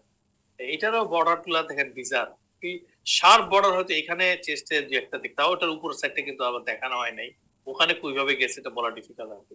এই সেটটা ওভারঅল ক্লিয়ার, তো এই জন্য এগুলোকে আসলে একদম ক্লিয়ার কাট মার্জিনে বলাটা ডিফিকাল্ট হবে। এগুলো কিছু কিছু স্যাটেলাইট লিশনের মতো আছে, তবে but the satellite lesion can also be happening in lepromatosis. তো এই জন্য আমি বলবো জি, যে স্যার। নাম্বার অফ লিশন দেখেন, number of lesion will make a diagnosis কেমন? Sir, thank you. Thank you very much. আমরা চলেন, অনেক সময় হচ্ছে না, তাই না? আপনাদের জন্য সরি, আপনারা অনেক সময় নিয়ে ফেলছে, I am really sorry. Last স্টেশনে আসি। Station 10, 19-year-old boy present with lesions, abdominal pain in front of back pain, এটা তো বুঝতেই পারতেছেন, তাই না? Right two are the skin lesion that may develop in this condition. এই কন্ডিশনটা কি? কন্ডিশনটা কি? দেখবেন যে বয়স যেখানে লিখছে আর কি, এইসব বয়সগুলাতে যদি কারো অ্যাবডোমিনাল পেইন ফ্রন্টের ব্যাক পেনের সহ যদি কারো সিরিয়াস অ্যাপটাস আলসারেশন তো এক্সটেন্সিভ ওরাল লিশন হয়, আপনি ডায়াগনোসিস রিঅ্যাক্টিভ আর্থ্রাইটিস হতে পারে, রিঅ্যাক্টিভ আর্থ্রাইটিস। এক্স্যাক্টলি একটু আর্থ্রাইটিস হতে পারে, দিস ইজ ক্রনস ডিজিজ। কেমন? তাহলে ঠিক কি অ্যাবডোমিনাল কন্ডিশন কি এই পেশেন্টের এবং কি কি আসলে মডালিটি আছে, এটা জাস্ট একটা নলেজ বেসড একটা কোশ্চেন, এটা খুব ডিফিকাল্টি না, আমি অ্যান্সারটা দিই। স্কিনে যে লিশনটা আছে এর বাইরে কমন হচ্ছে যে আসলে পায়োডেনাস, আপনি পায়োডার্মা গ্যাংগ্রেনোজমটা কি জানছেন কিনা, এটা হলো যে একটা ইম্পর্টেন্ট নলেজ আর কি, because usually causes this problem. আর একটা হচ্ছে ইরেটেবল নডোসাম, কেমন? এছাড়াও ডিফারেন্ট কাইন্ড অফ স্কিন হইতে পারে, কিন্তু those are not that common. কিন্তু যখন জিআই ট্র্যাক্টে আসবেন, এটা পেরিয়ানালও করতে পারে, এটা ইন্টেস্টিনাল স্ট্রাকচার করতে পারে, এটা ফিস্টুলা করতে পারে, এই জিনিসগুলো আমাদেরকে কোথাও না কোথাও মেনশন করতে হবে। হিস্টোপ্যাথোলজি লিখলে গ্র্যানুলোমাটাস লিশনের কথা লিখতেই হবে, স্কিপ লিশনের কথা লিখতে হবে, কিন্তু আমরা হিস্টোপ্যাথোতে যাই নাই। আমরা চাইছি যে জিআই ট্র্যাক্টে সে কি কি প্রবলেম গুলো করতে পারে গ্রসলি আপনি বলতে পারতেছেন কিনা, দ্যাটস ইট। আর there are so many modalities, কিন্তু তাদের ক্ষেত্রে ইম্পর্টেন্ট অংশ হচ্ছে সালাজিন, সিসমার্কে প্রিপেয়ারিং এজ আ থিপ্রাইন, কর্টিকস্টেরয়েড, মেট্রোনিরোজল, অনেক সময় অ্যান্টিবায়োটিক লাগে, ইনফ্লেক্সিমেব অথবা ইটানার্সেল, অনেক সময় দেয় সার্জারি, নিউট্রিশন সাপোর্ট, এই সবগুলো জিনিসই আসলে বিভিন্ন ফেজে রোগীগুলো লাগতে পারে। তো এই জন্যই আপনাদেরকে একটা লার্জ বেসিসে চাওয়া হয়েছে যে 8টা মডালিটি কি কি হতে পারে, এই ধরনের গ্রুপস অফ ড্রাগস গুলা দিয়ে অথবা এই ধরনের মডালিটি গুলা দিয়ে সাধারণত রোগীগুলোকে আসলে ম্যানেজ করা হয় আর কি, যেখানে আর নতুন নতুন এজেন্টস হয়তো আপনি অ্যাড করতে পারেন কোনো সময়। তো এখানে আমরা শেষ করি।